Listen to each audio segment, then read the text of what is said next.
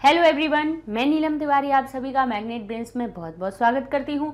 Magnet brains एक ऐसा channel है जहाँ पर आपको किंडरगार्टन से लेकर 12th क्लास तक की सारी वीडियोस बिल्कुल फ्री अवेलेबल करवाए जाते हैं। और ऐसा नहीं है कि आपको स्टार्टिंग के 2 वीडियोस देखने के बाद में आपको कोई सब्सक्रिप्शन चार्ज देना पड़े या फिर कोई फीस देना पड़े, ऐसा बिल्कुल नहीं है। बिल्कुल 100% फ्री एजुकेशन मिलती है। NTSC हो, ओलंपियाड हो, साथ में आप टेलीग्राम ज्वाइन कर सकते हो मैग्नेट ब्रेन्स पे। और आप मैग्नेट ब्रेन्स को आप टेलीग्राम पे, फेसबुक पे, इंस्टाग्राम पे, इन सभी पे आप ज्वाइन कर सकते हो। वेबसाइट का यूज़ कीजिए, उस पर रजिस्टर फ्री में कर सकते हो। आप ऐप डाउनलोड कर लीजिए, उसका पैसा नहीं लगना है। मतलब जब सब चीज़ें फ्री हैं तो यहाँ वहाँ जाके पैसे दे के पढ़ना औचित्य नहीं है उस चीज़ का। तो चलिए, कक्षा 7वीं संस्कृत के मैग्नेट ब्रेन टेस्ट पेपर की सीरीज में अब हम आज सप्तमः पाठः संकल्पः सिद्धिदायकः इस पाठ को हम पढ़ने वाले हैं। इस पाठ को हम पढ़ा चुके हैं और हमने बताया आपको कि इस पाठ में बताया गया कि संकल्प भी कैसा होना चाहिए, दृढ़ होना चाहिए। यानी अगर हमने मन में किसी बात को ठान लिया है कि ये बात हमें पूरी करनी है और उसको अगर उस संकल्प पे हम अडिग रहते हैं तो वो सिद्धिदायक ही हो जाता है। अर्थात हर प्रकार का कार्य हम उसके द्वारा पूर्ण कर सकते हैं। ठीक है, तो जैसा कि इस पूरे पाठ में हमने क्या पढ़ा था कि माता पार्वती हैं, अपनी माता मीना से कहती हैं कि मैं शिव, भगवान जो शिव हैं, उनको मैं पति रूप में चाहती हूँ। तब फिर इस बात पे जो मैना है और उन्होंने कहा कि मुझे अगर शिव को वर्ण करना है तो उसके लिए मुझे कठोर तप करना पड़ेगा। तो माँ है, वो तो पार्वती की भी जो माँ थी मैना, वो कहती है कि तुम बहुत कोमल हो और तपस्या बहुत कठिन होती है, तुम घर में ही रहो और घर में ही रहकर तुम्हें जो तुम चाहती हो वो तुम्हें मिल जाएगा, इच्छित वर मिल जाएगा। लेकिन पार्वती कहती है नहीं, अगर मेरी भाई कामना भी कैसी है, बहुत मुश्किल है कि वो चीज़ मुझे आसानी से प्राप्त नहीं हो सकती है, तो उसके लिए तप भी मुझे कठिन करना पड़ेगा। तो इसके लिए वो संकल्प लेती हैं कि मैं तप करूँगी और वो अपनी सखी के साथ में घोर वन में चली जाती हैं। घोर वन में चली जाती है और वहाँ पर रहकर तपस्या करती हैं। तो वहाँ के जो हिंसक पशु पक्षी भी क्या बन जाते हैं, हिंसक पशु भी, अर्थात शेर हुआ, चीता हुआ, बाघ हुआ, जो हिंसा करते हैं, मार सकते हैं हमें, वो भी उनके मित्र हो जाते हैं, वे भी उनके सखा बन जाते हैं। किनके? माँ पार्वती के। ठीक है, तो इस प्रकार से फिर उन्होंने भाई पंचाग्नि का तप किया। पंचाग्नि तप पता है क्या होता है आपको? जब आप अब ज्येष्ठ मास जो होता है, गर्मी का कहें कि जब गर्मी जो होती है, ग्रीष्म ऋतु होती है, अपनी चरम सीमा पर होती है, वो ज्येष्ठ ऋतु होती है। ठीक है, अर्थात हम जब अगर अपनी ये अंग्रेजी के महीने देखे जाए तो मई और जून, मई में कहते हैं ना 9 तपा शुरू हो गए हैं, तपना शुरू हो गया है। तो वो जो 9 तपा होते हैं ना, 9 दिन में खूब तेज भीषण गर्मी होती है। उस भीषण गर्मी में भी सूर्य के नीचे बैठ के और अपने 5 ओर अग्नि को जला करके उसमें बैठकर तप करना पंचाग्नि तप होता है।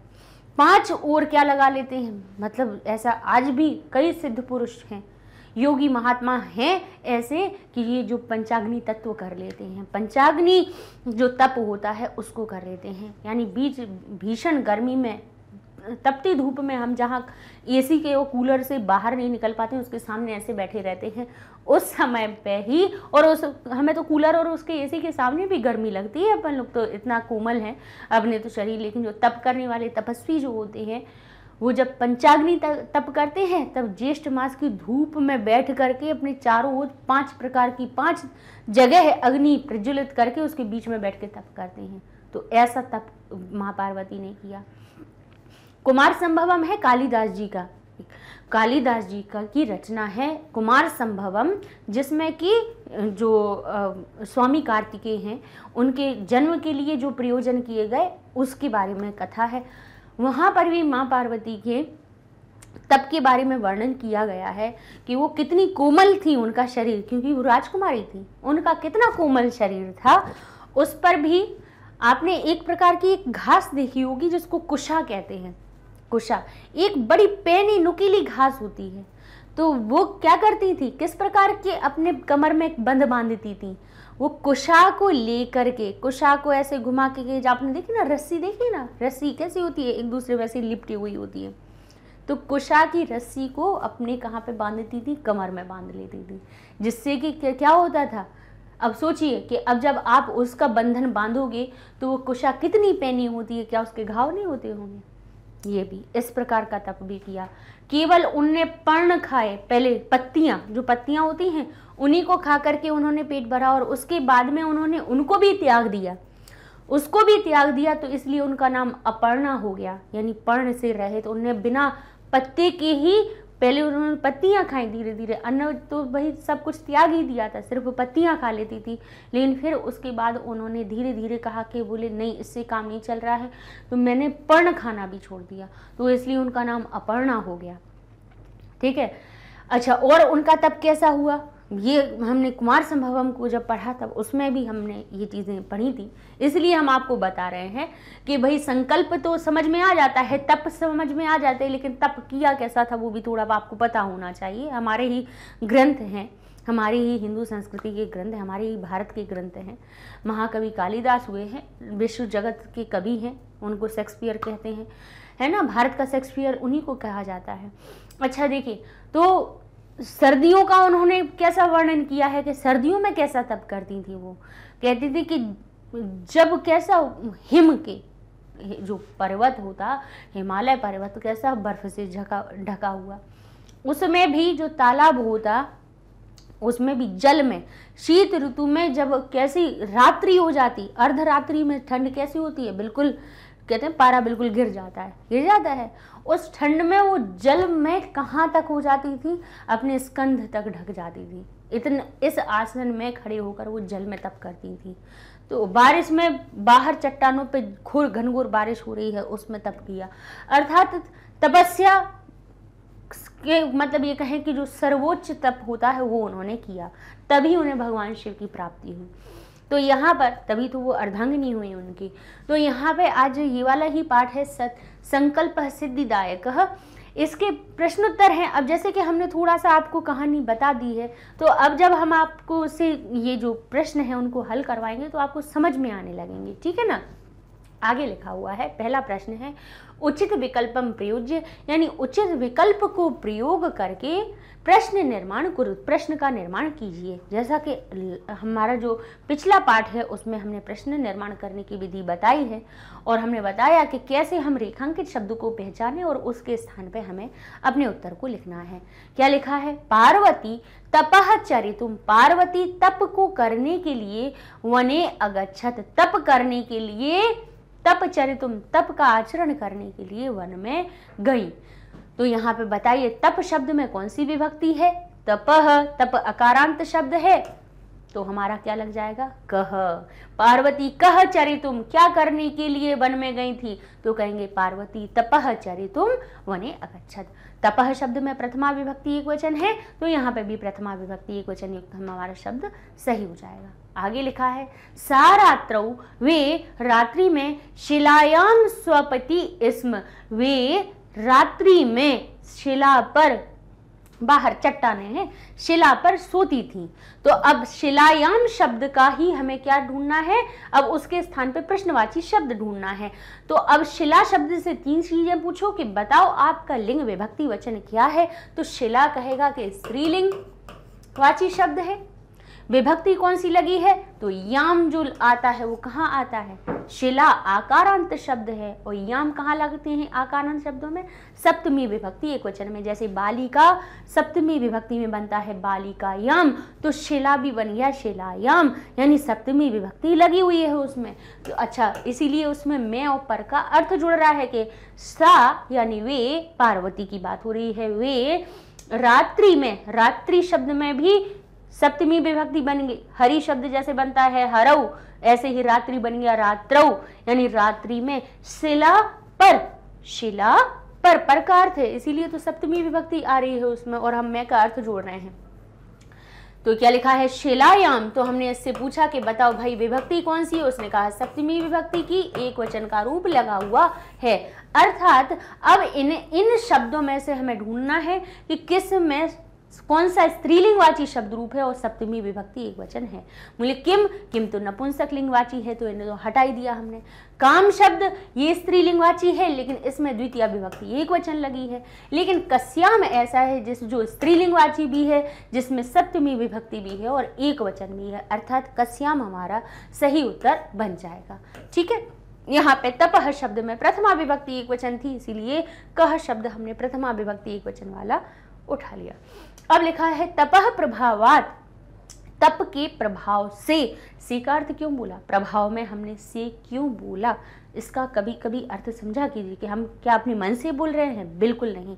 यहाँ हम से के लिए के द्वारा जो भी बोल रहे हैं, इन विभक्तियों के ये जो इनमें परिवर्तन दिख रहा है, प्रभाव शब्द में आत लगा हुआ है, इसने कहा कि से बोलो। क्यों? क्योंकि पंचमी विभक्ति में बालक बनता है बालकात, और पंचमी विभक्ति का अर्थ भी होता है से, होता है कि नहीं होता है। तो यहाँ लिखा है तपह प्रभावात, तप के प्रभाव से हिंस कहते हैं हिंस्त्र पशुवः, हिंस्त्र पशुवः यानी हिंसक पशु भी, पशु शब्द उकारांत शब्द होता है, प्रथमा विभक्ति बहुवचन में बन जाता है पशुवः, क्या बन जाता है, पशुवः। हिंस्र पशुवः यानी पशु जो है, अब उसमें हम इनसे पूछेंगे भाई बताओ, हिंसक शब्द तो उसकी विशेषता बता रहा है कि कैसे पशु, बोले हिंसक पशु। लेकिन पशु से पूछो कि भाई बताओ आप पशु शब्द पशुवः कब बना है, लिंग विभक्ति वचन पूछो, उकारांत शब्द है तो उकारांत वो भी कैसा है, कहेंगे ये है पुरलिंग का, जैसे भानु शब्द बनता है वैसे ही पशु शब्द बना। बताओ कौन सी विभक्ति है, कहेगा प्रथमा विभक्ति एक वचन। तो यहाँ हम इनसे पूछेंगे कि बताओ इसमें पुरलिंग वाली प्रथमा विभक्ति एक वचन कौन सी है, तो कहेंगे के, कह कऊ के, तो पुरलिंग वाला प्रथमा विभक्ति एक वचन का के रूप हमारा सही हो जाएगा। ठीक है, चलिए आगे लिखा है मनोरथान नाम, कहते हैं मनोरथ, मनोरथ शब्द हो गया।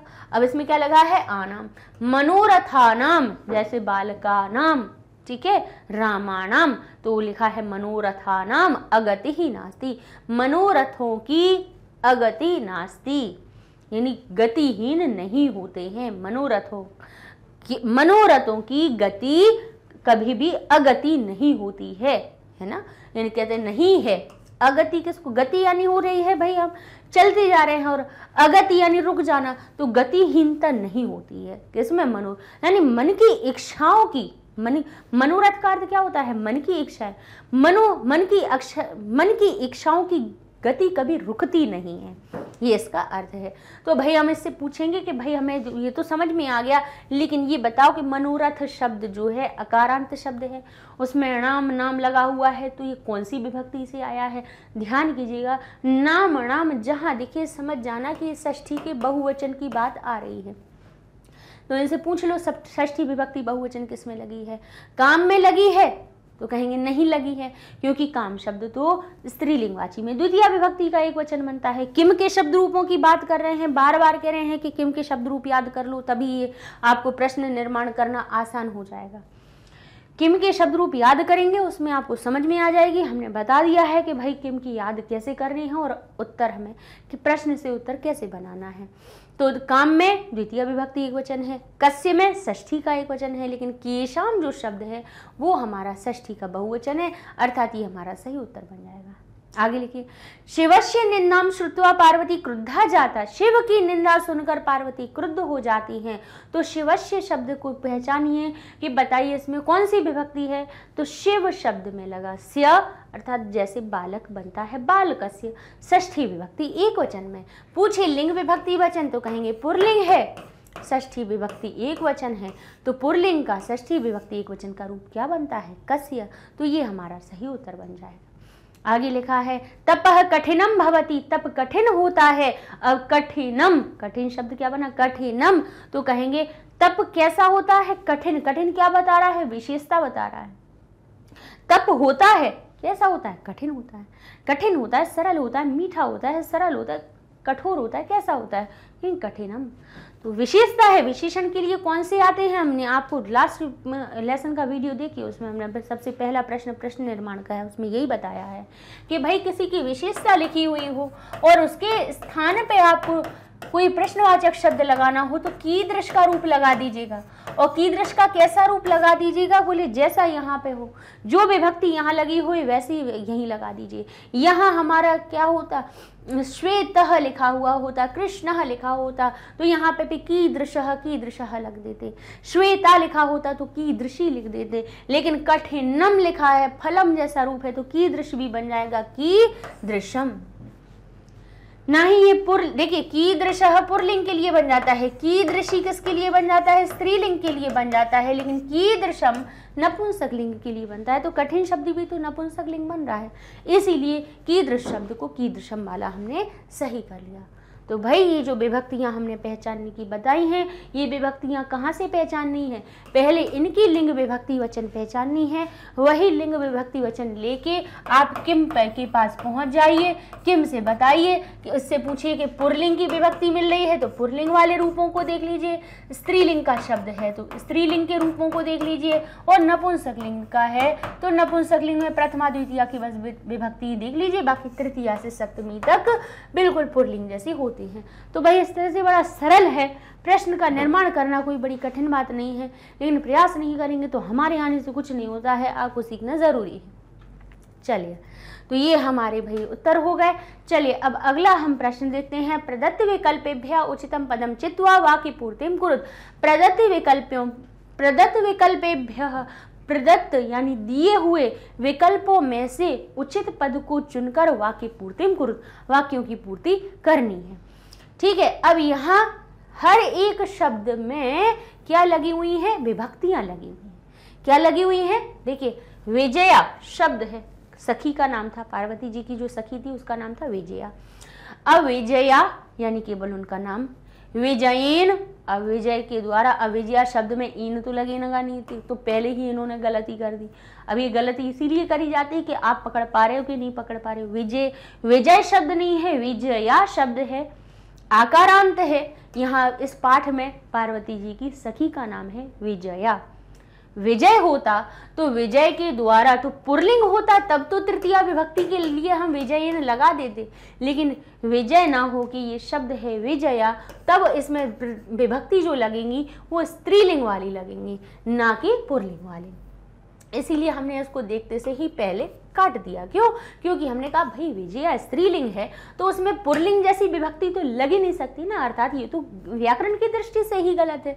तो हम इसको देख लेते हैं, ये कौन सा है, स्त्रीलिंगवाची है, इसमें तृतीया विभक्ति और एक वचन का रूप लगा है, इसमें प्रथमा विभक्ति एक वचन है। अब जरा देख लेते हैं कि भाई किस शब्द का रूप हमारा कहाँ पे सही आ रहा है। तो चलिए देखिए, अब पढ़ते हैं हम।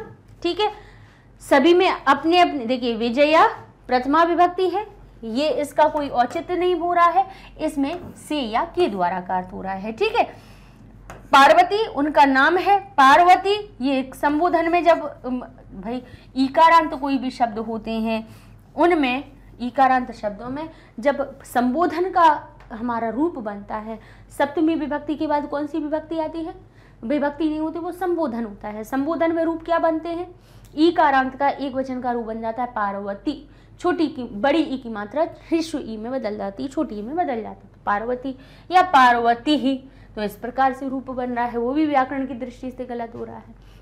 ऐसे ही निंदा यानी निंदा प्रथमा विभक्ति एक वचन बड़े आ की मात्रा है, निंदाम यानी निंदा को, निंदम तो गलती है, कोई अर्थ ही नहीं बन रहा है उसका। अब ऐसे वटुस्य यानी वटु, अब देखिए वटु शब्द है, उकारांत शब्द है, भानु शब्द में कभी स्या लगता है, बोले नहीं लगता है, तो व्याकरण की दृष्टि से ही गलत हो गया। वटो यानी वटु का की के का अर्थ निकल रहा है, षष्ठी विभक्ति पंचमी विभक्ति है, और वटु प्रथमा विभक्ति है, अर्थात प्रथमा भी है और षष्ठी भी है। अब प्रथमा विभक्ति होगी तो ने का भी अर्थ निकलेगा या फिर उनके नाम का अर्थ निकलेगा, षष्ठी होगी तो काकी के का अर्थ निकलेगा। निंदम शब्द आकारांत शब्द में मां लगता है तो निंदाम होता है, निंदम नहीं होता है। तो भाई जो हमारे व्याकरण की दृष्टि से गलत है उनको तो हम पहले ही गलत कर दे रहे हैं। ऐसे ही बना हमारा सखी, तो अब यहाँ पे सखी शब्द देखें तो भाई इकारांत, ये हमारा कैसा सखी, क्योंकि यहाँ पे स्त्री की बात हो रही है, पार्वती की बात हो रही है, तो सखी शब्द ईकारांत हम स्त्रीलिंग वाला देखेंगे। तो उसके रूप जब हम देखेंगे तो सखी भी बनता है कहाँ, प्रथमा के एक वचन में।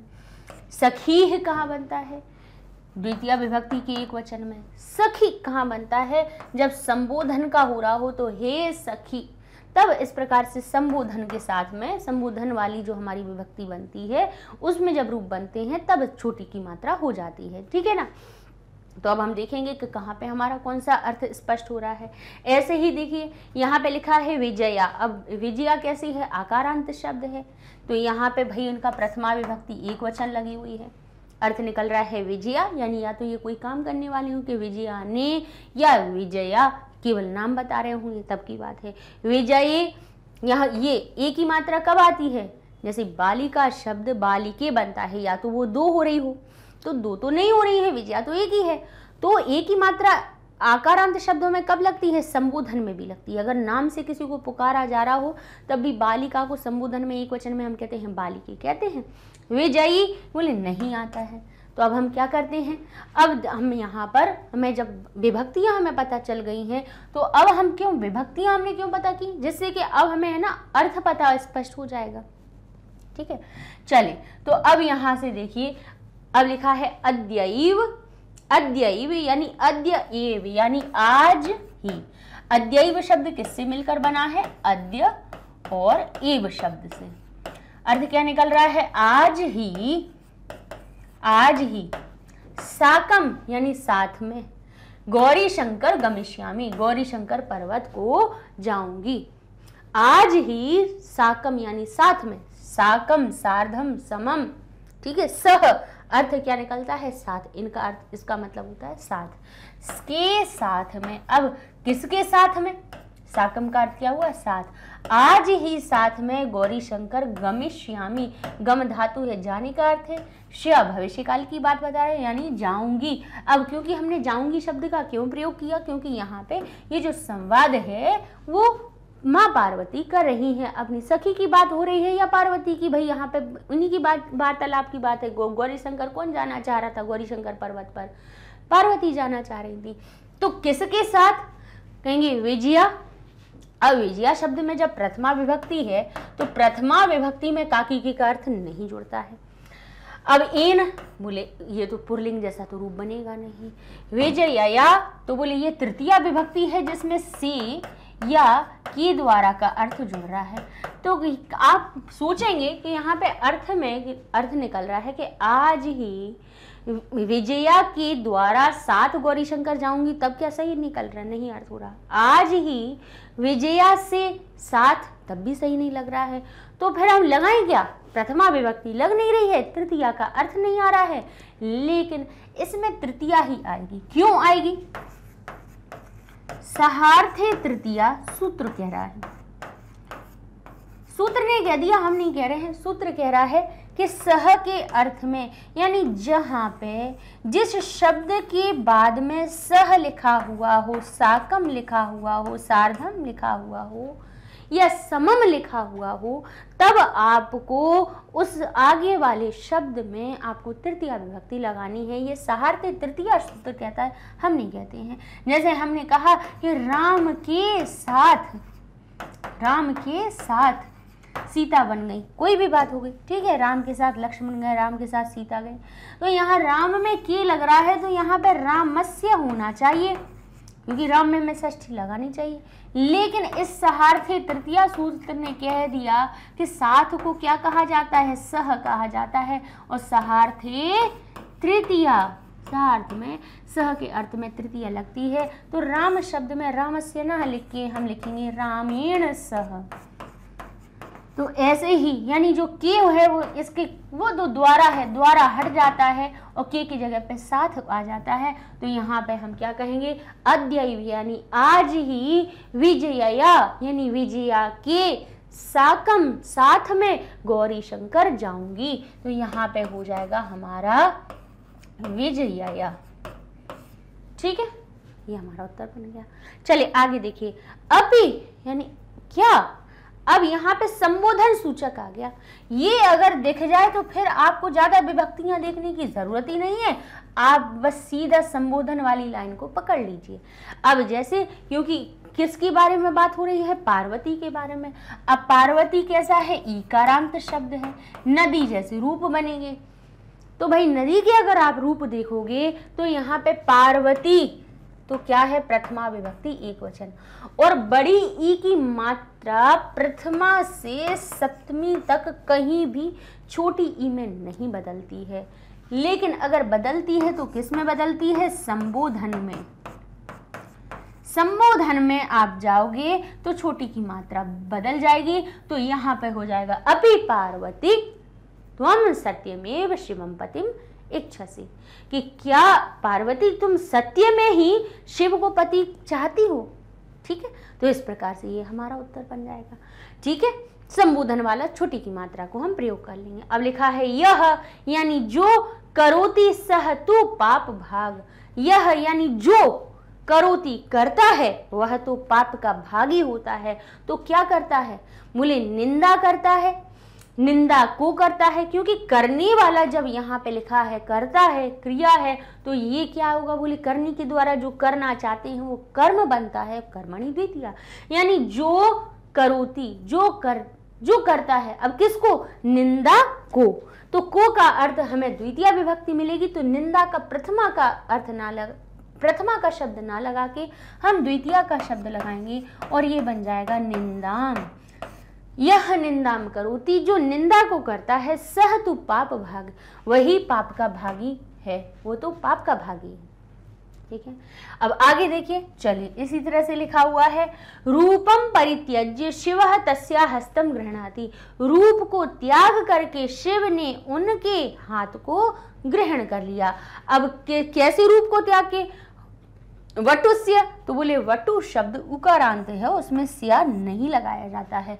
जब उकारांत शब्द होता है उसमें अगर हमें षष्ठी विभक्ति जोड़नी ही होगी तो जैसे गुरु बन जाता है पंचमी षष्ठी में गुरोह, गुरोह यानी पंचमी का से भी गुरोह में जुड़ जाता है और षष्ठी का काकी के भी गुरोह में जुड़ जाता है। तो ऐसे ही वटोह शब्द में भी काकी के का भी अर्थ निकल रहा है, से का भी अर्थ निकल रहा है। अब हम देखेंगे यहाँ कहें अगर वटु के, यानी जो ने वटु का रूप लिया हुआ था, ब्राह्मण का जो रूप लेकर आए थे, रूप को परित्याग करके शिव ने उनके हाथ को ग्रहण किया, तो वटु रूप को सही है या वटु के रूप को, तो कहेंगे यहाँ पे षष्ठी का वटोह शब्द सही है, तो हम यहाँ लिख देंगे वटोह रूपम परित्यज्य शिवः तस्या हस्तम गृह्णाति।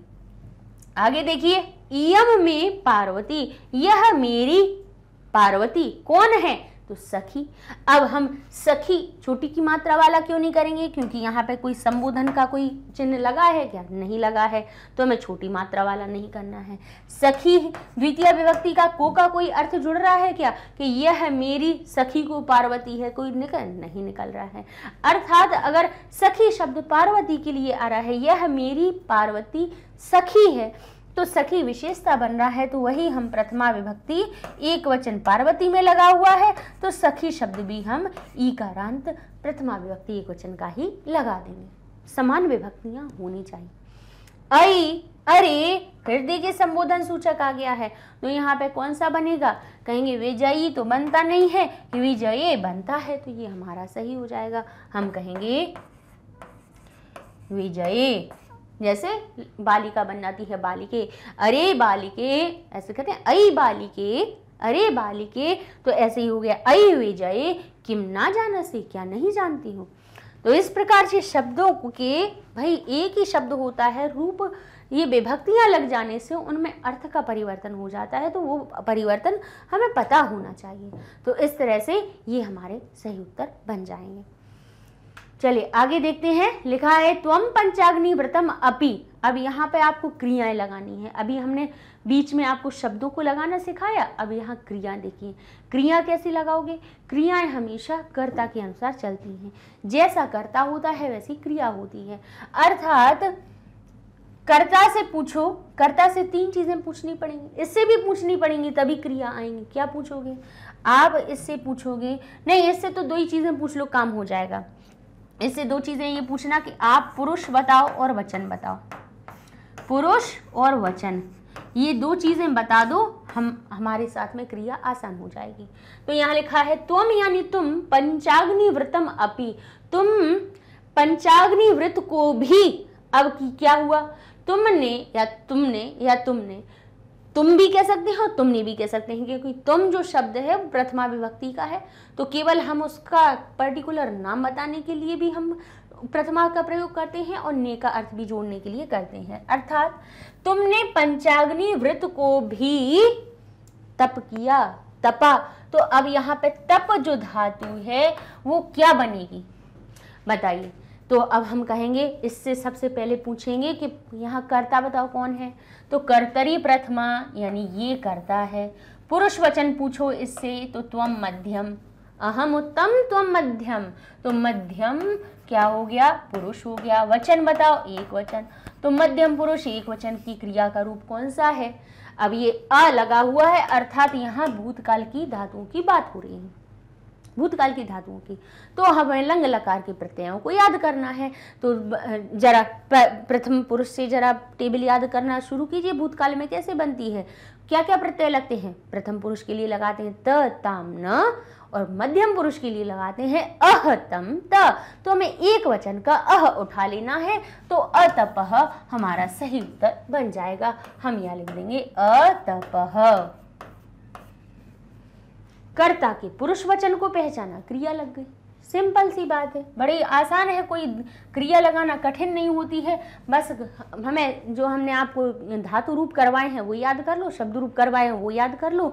आपको संस्कृत ना आ जाए तो कह देना कि मैम हमें आई नहीं समझ, ठीक है। पार्वती शिवम पतिम, फिर से देखिए क्रिया लगानी है तो कर्ता का पुरुष वचन पहचानना है। ऐसा नहीं है कि हम कहें कि ये पुरुष तो है ही नहीं, पार्वती तो हमारी स्त्री है, नहीं। पुरुष का मतलब होता है काम करने वाला। कर्ता किस कैटेगरी का है, किस श्रेणी का है, प्रथम का है, मध्यम का है या उत्तम का है। तो पार्वती किसी का नाम है, ना ही यहाँ त्वम है। त्वम मध्यम, अहम उत्तम त्वम मध्यम, मैं उत्तम तुम मध्यम, ये दो लोग नहीं है ना, तो बाकी सब प्रथम। तो ये हो गया प्रथम पुरुष हो गई ये। पार्वत किसी का भी नाम हो दुनिया में, किसी का भी, बाकी सब प्रथम पुरुष में जाने हैं और एक वचन है। तो हमें क्रिया कौन सी लेनी है, प्रथम पुरुष एक वचन की लेनी है। अब पार्वती शिव को पति के रूप में इक्षति चाहती है, इक्षसी। अब बोले इसको हम पहले ही काट देंगे, पूछे क्यों हमने कट कर दिया, इसलिए हमने उसको हटा दिया क्योंकि ये जो सी लगा है वो मध्यम पुरुष के लिए आता है और पार्वती प्रथम पुरुष है, तो हमने उसको पहले ही हटा दिया। अब कह रहा है इच्छा करती हैं या चाहती हैं या चाहती थी, बताइए। अब अभी की बात हो रही है या भूतकाल की बात हो रही है, तो कहेंगे ये तो भूतकाल की बात है, प्राचीन बात है। हमसे क्या जाने कितने युग बीत गए, तब से माता पार्वती शिव की अर्धांगिनी है, तो अभी की तो बात है नहीं, भूतकाल की बात है। तो इक्षति क्रिया हो गई लट की, और इस लट लकार की क्रिया में अगर इसमें लग जाया जाए तो ये था थी थे का अर्थ जोड़ देता है, इसको भूतकाल में बदल देता है। तो भूतकाल की क्रिया अगर हमें आ लगा के नहीं आ रही है और लट लकार की क्रिया को हम जानते हैं पठती, पठतः, पठंती, और इन्हीं को अगर आपको सीधा भूतकाल में बदलना हो तो पठती इसमें लगा दीजिए, जिसका पठती का अर्थ हो जाएगा पढ़ता है और इसमें लगा देने से उसका अर्थ हो जाएगा पढ़ता था, ठीक है ना। तो ऐसे ही कहा कि इच्छा यानी चाहती, इक्षित, इक्षति यानी चाहती हैं या चाहती थी, तो कहेंगे इक्षति, इसमें हम लगाएंगे क्योंकि अभी की बात नहीं हो रही है, तो यहां हम लिख देंगे इक्षति, ठीक है। यहां हो जाएगा अतपह। चलिए आगे देखते हैं अहम।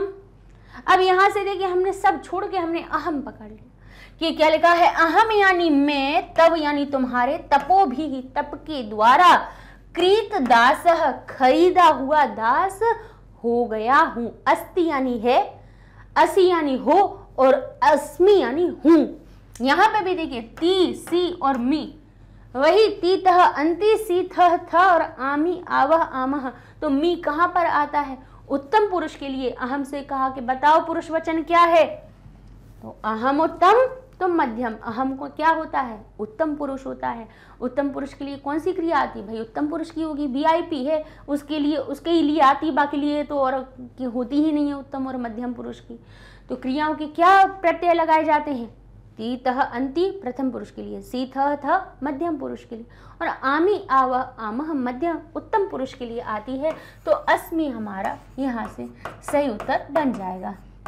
अहम अस्मि, अहम पठामि, अहम करोमि, अहम गच्छामि, अहम दुनिया की दृश्यामि, अहम पिबामि, जो भी बात होगी ना वही आमी वाली अहम के लिए ही लगाई जाएगी और किसी के लिए नहीं लगाई जाती है।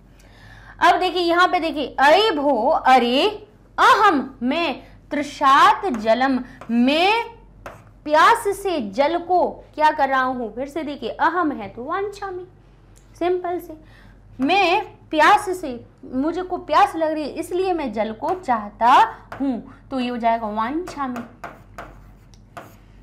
आगे देखिए, पूज्याः पितृचरणाः, पितृचरणाः कौन सा हो गया भाई, बड़े आ की मात्रा विसर्ग कहाँ आता है, प्रथमा के बहुवचन में आता है, अकारांत शब्द हो रहा है और प्रथमा का बहुवचन हो रहा है, तो भाई बहुवचन का कर्ता हो गया। फिर से देखिए यहाँ अहम उत्तम तुम मध्यम कुछ लिखा है, नहीं लिखा है, प्रथम पुरुष है, बहुवचन है, तो अस्ति एक वचन के लिए आता है, स्तः द्वि के लिए आता है और संति बहुवचन के लिए आता है, तो हमने लगा दिया। तीतः अंति प्रथम पुरुष बहुवचन, संति क्रिया आगे। आगे देखिए भवान यानी आप, अब आप क्या करो बताइए क्या आएगा, उपविशसि, उपविशतु या उपविशति, आप बैठो, आप बैठते हैं। अब सी तो क्यों नहीं आएगा, क्योंकि भवान शब्द है, त्वम नहीं है, अहम नहीं है, त्वम युवाम यूयम नहीं है, अहम आवाम वयम नहीं है, तो मध्यम और उत्तम की क्रिया तो आनी नहीं है, तो मध्यम क्रिया को तो पहले ही कट कर दो। अब लोट लकार में प्रथम पुरुष की क्रिया देखो, लोट लकार की भी है और लट लकार की भी है, तो यहाँ पे उपविशति यानी आप बैठ रहे हो या आप बैठो, तो इसमें हमारी कौन सी, क्योंकि ये लोट लकार की प्रथम पुरुष की क्रिया है और ये लट की है, ये है का अर्थ बता रही है और ये आज्ञा या अनुज्ञा का अर्थ बता रही है, तो यहाँ पे हमारी उपविशतु ये क्रिया ज्यादा सार्थक रहेगी, क्योंकि भाई वहां पे वार्तालाप जब हो रहा था तो उन्होंने कहा कि आप बैठो, आप बैठते हैं, आप बैठ रहे हैं, ऐसा नहीं कहा गया, आप कहा गया था वहां पे कि आप बैठो, तो हो गया उपविशतु भवानी यानी आप बैठो। तो इस तरह से ये हमारी क्रियाएं हो जाती हैं। चलिए अब हम देखेंगे अपने अगले प्रश्न को, जिसमें लिखा है लंग लकारस्य धातु प्रयोगस्य प्रयोगेण रिक्त स्थानानि पूर्यत, यानी यहाँ पे आपको लंग लकार की धातु रूप का प्रयोग के द्वारा या प्रयोग करके रिक्त स्थानों की पूर्ति करना है। लंग लकार से धातु रूप से, लंग लकार के धातु रूप के प्रयोग के द्वारा रिक्त स्थानों को पूर्ण कीजिए। तो यहाँ पे लिखा है, अब आपको लंग लकार का मतलब क्या होता है, भूतकाल। लंग लकार का अर्थ क्या होता है, भूतकाल। अब इसमें आपको भूतकाल की क्रियाएं लगानी है, अर्थात यानी जो काम हो चुका है। अच्छा, भूतकाल की क्रियाएं कैसे पहचानी जाती हैं, लंग लकार की क्रियाएं कौन सी होती हैं, जिनमें कि आप भाई कोई भी क्रिया बीच वाली धातु कोई भी हो, उसके रूप लंग लकार में जब भी भूतकाल में होंगे तो वो बनेंगे कैसे कि एक तो आपको अ दिखेगा, मूल धातु के पहले अ उपसर्ग जुड़ा हुआ दिखेगा, साथ साथ में आपके अ होने के साथ साथ आपके प्रथम पुरुष, मध्यम पुरुष और उत्तम पुरुष में कौन कौन से प्रत्यय होते हैं लंग लकार के, त, ताम, न, अह, तम, त और आ, आम। इस प्रकार से आपको धातु के अंत में क्या मिलेंगे, प्रत्यय मिलेंगे, अर्थात त, ताम, न, अह, तम, ता, अम, आव, आम आपको जहां पे भी पीछे दिखेंगे समझ जाना कि ये भूतकाल की बात है, क्योंकि कहीं पे कई बार क्या होता है कि आपको कंफ्यूज करने के लिए आ भी लगा देते हैं, लेकिन लट लकार की क्रिया के प्रत्यय लगा देते हैं, तीतः और अंति लगा दे। तो भाई ध्यान कीजिएगा कि भूतकाल में तीतः अंति नहीं होते हैं, ये वर्तमान काल के होते हैं। सीथः थ ये वर्तमान यानी लट लकार की क्रियाओं में लगाए जाते हैं। आमी, आओ, आम ये हमारे कहाँ होते हैं, लट लकार के प्रत्यय होते हैं, दिगंत प्रत्यय होते हैं। ठीक है ना। तो इस प्रकार से आपको ये ध्यान रखना जरूरी है कि आपको भ्रमित करने के लिए अ लगा दिया गया, आप कहेंगे अ लगा है तो भूतकाल की क्रिया हो गई, नहीं, पीछे वाले प्रत्ययों को भी देखिए कि त ताम न अह तम त अम आओ आम सही लगे हैं या नहीं लगे हैं आ उपसर्गे होने के साथ साथ। तो यहाँ पे देखिए लिखा है सर्वे सानंदम भोजनम, सर्वे यानी सभी लोग आनंद के साथ भोजनम। अब क्रिया हमें लगानी है, तो क्रियाएं जब आप लगा रहे हो, धातु आप लगा रहे हो, तो कर्ता को सबसे पहले पकड़ो, क्योंकि भाई कर्ता जैसा होगा क्रिया वैसी ही आनी है। अच्छा, क्रिया के कौन से रूप होंगे, कहेंगे वही प्रथम मध्यम और उत्तम 3 प्रकार से बांटे जाते हैं। एक वचन के लिए त, द्विवचन के लिए ताम और बहुवचन के लिए न। फिर हम कहें मध्यम पुरुष में क्रिया में अंत में अह, सिर्फ विसर्ग आता है अह। फिर हम कहें तम और त पूरा आता है। फिर कहें आओ और आम। इस प्रकार से आपको अंत में प्रत्यय दिखाई देंगे। तो भाई हम कहेंगे कैसे कि त ताम न कहाँ लगाया जाएगा, किन क्रियाओं में हो गया, अहतमता किस में लगाएंगे, और हम आओ आम किन क्रियाओं के साथ में देखेंगे। तो उसके लिए हमें देखना पड़ता है कर्ता, यानी कर्ता जो होता है, काम करने वाला जो होता है, उसको 3 प्रकार में विभाजित किया जाता है। 3 उसकी श्रेणियां बना दी जाती हैं, 3 उसकी कैटेगरी होती हैं, प्रथम मध्यम और उत्तम। तो कहते हैं मैं उत्तम तुम मध्यम बाकी सब प्रथम, यानी कि मैं हम दोनों हम सब, जिसको संस्कृत में हम कहेंगे अहम आवाम वयम। अहम आवाम वयम होगा तो क्रिया का हम आओ आम जिसमें प्रत्यय लगे होंगे उनको उठा के लिख देंगे। फिर कहेंगे मध्यम पुरुष तुम मध्यम, तो संस्कृत में हम क्या कहेंगे तुम एक भी हो सकते हो, 2 हो सकते हो तो युवाम, और बहुत सारे हो सकते हो तुम्हारे साथ और 2-4 बैठे हो तो कहेंगे तुम सब, तो कहेंगे तुम युवाम यूयम। तो उनके साथ में ये क्रियाएं आएंगी अहतम त वाली। फिर इसके बाद कहते हैं कि प्रथम पुरुष कौन होता है, तो कहें बाकी सब प्रथम, बस अहम आवाम वयम ना हो, त्वम युवाम यूयम ना हो, ये 6 लोग नहीं है। तो आपको प्रथम पुरुष की क्रियाओं को देख लेना है। तो यहाँ कर्ता पहचानिए, बोले कौन है कर्ता, कैसे पहचाना जाता है, कर्ता कैसे पहचाना जाता है, कर्तरी प्रथमा, यानी कर्ता में आपको प्रथमा विभक्ति लगी हुई दिखेगी, तो जिस शब्द में आपको प्रथमा विभक्ति लगी हुई दिखे वो समझ जाना कि कर्ता है।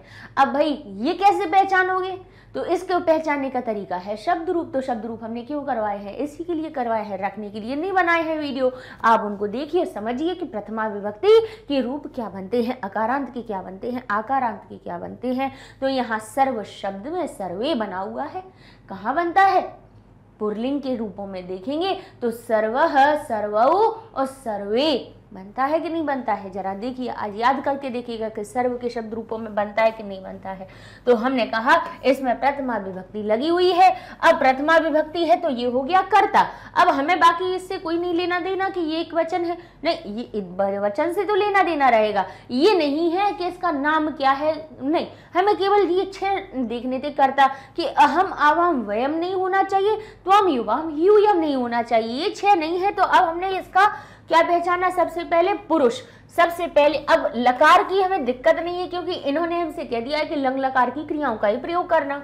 अच्छा, सिर्फ हमें अब कौन सी चीजें पहचाननी पड़ेंगी, क्योंकि धातु इसके हिसाब से चलती है कि कर्ता प्रथम का होगा तो मैं प्रथम पुरुष की प्रत्यय वाली क्रियाओं को दे दूंगी, अगर मध्यम पुरुष का होगा तो मध्यम पुरुष की क्रियाओं को दे दूंगी, और अगर उत्तम पुरुष का होगा तो उत्तम पुरुष की क्रियाओं को दे दूंगी। तो यहाँ पे भाई ये बैठे हुए हैं कि हाँ भाई उसका पहचान के लाओ, यहाँ से उठा ले जाओ। तो यहाँ से हमने पहचाना कि सर्व शब्द ना तो उत्तम है ना मध्यम है, तो बाकी सब क्या है, ये प्रथम पुरुष है। अब प्रथम पुरुष में भी कहा कि भाई 3 प्रकार की बनती है क्रियाएं, त भी लगा होगा, ताम भी लगा होगा, ना भी लगा होगा। अगर पठ धातु बनी होगी तो अपठत, अपठताम, अपठन बनेगा। भाई खाद धातु बन रही है तो अखादत भी बनेगा, अखादताम भी बनेगा और अखादन भी बनेगा। तो उनने कहा कि भाई तो तुम वचन तो पहचान लो कि काम करने वाला एक है, 2 है और बहुवचन है। तो यहाँ पे सर्व शब्द से पूछेंगे भाई तुम ये बताओ कि प्रथमा विभक्ति तो लगी है, तुम ठीक है हम समझ गए कि प्रथमा विभक्ति है तो तुम करता हो, हमने ये भी जान लिया, लेकिन अब हमें अपना वो और बता दो कि वचन कौन सा है। तो भाई देखा हमने विभक्ति का कौन सा वचन है, प्रथमा विभक्ति का बहुवचन है, सर्वः सर्वौ सर्वे। तो कहें बहुवचन है तो ठीक है, प्रथम पुरुष बहुवचन की क्रिया का हम रूप उठाए ले रहे हैं जिसमें कि ना लगा हुआ हो। तो बताइए किस में लगा है, ना इसमें लगा है। लीजिए, हमें और कुछ देखने की जरूरत ही नहीं है। अ भी मिल गया भूतकाल का और ना भी मिल गया, तो हमने सीधा लीजिए लगा दिया अखादन।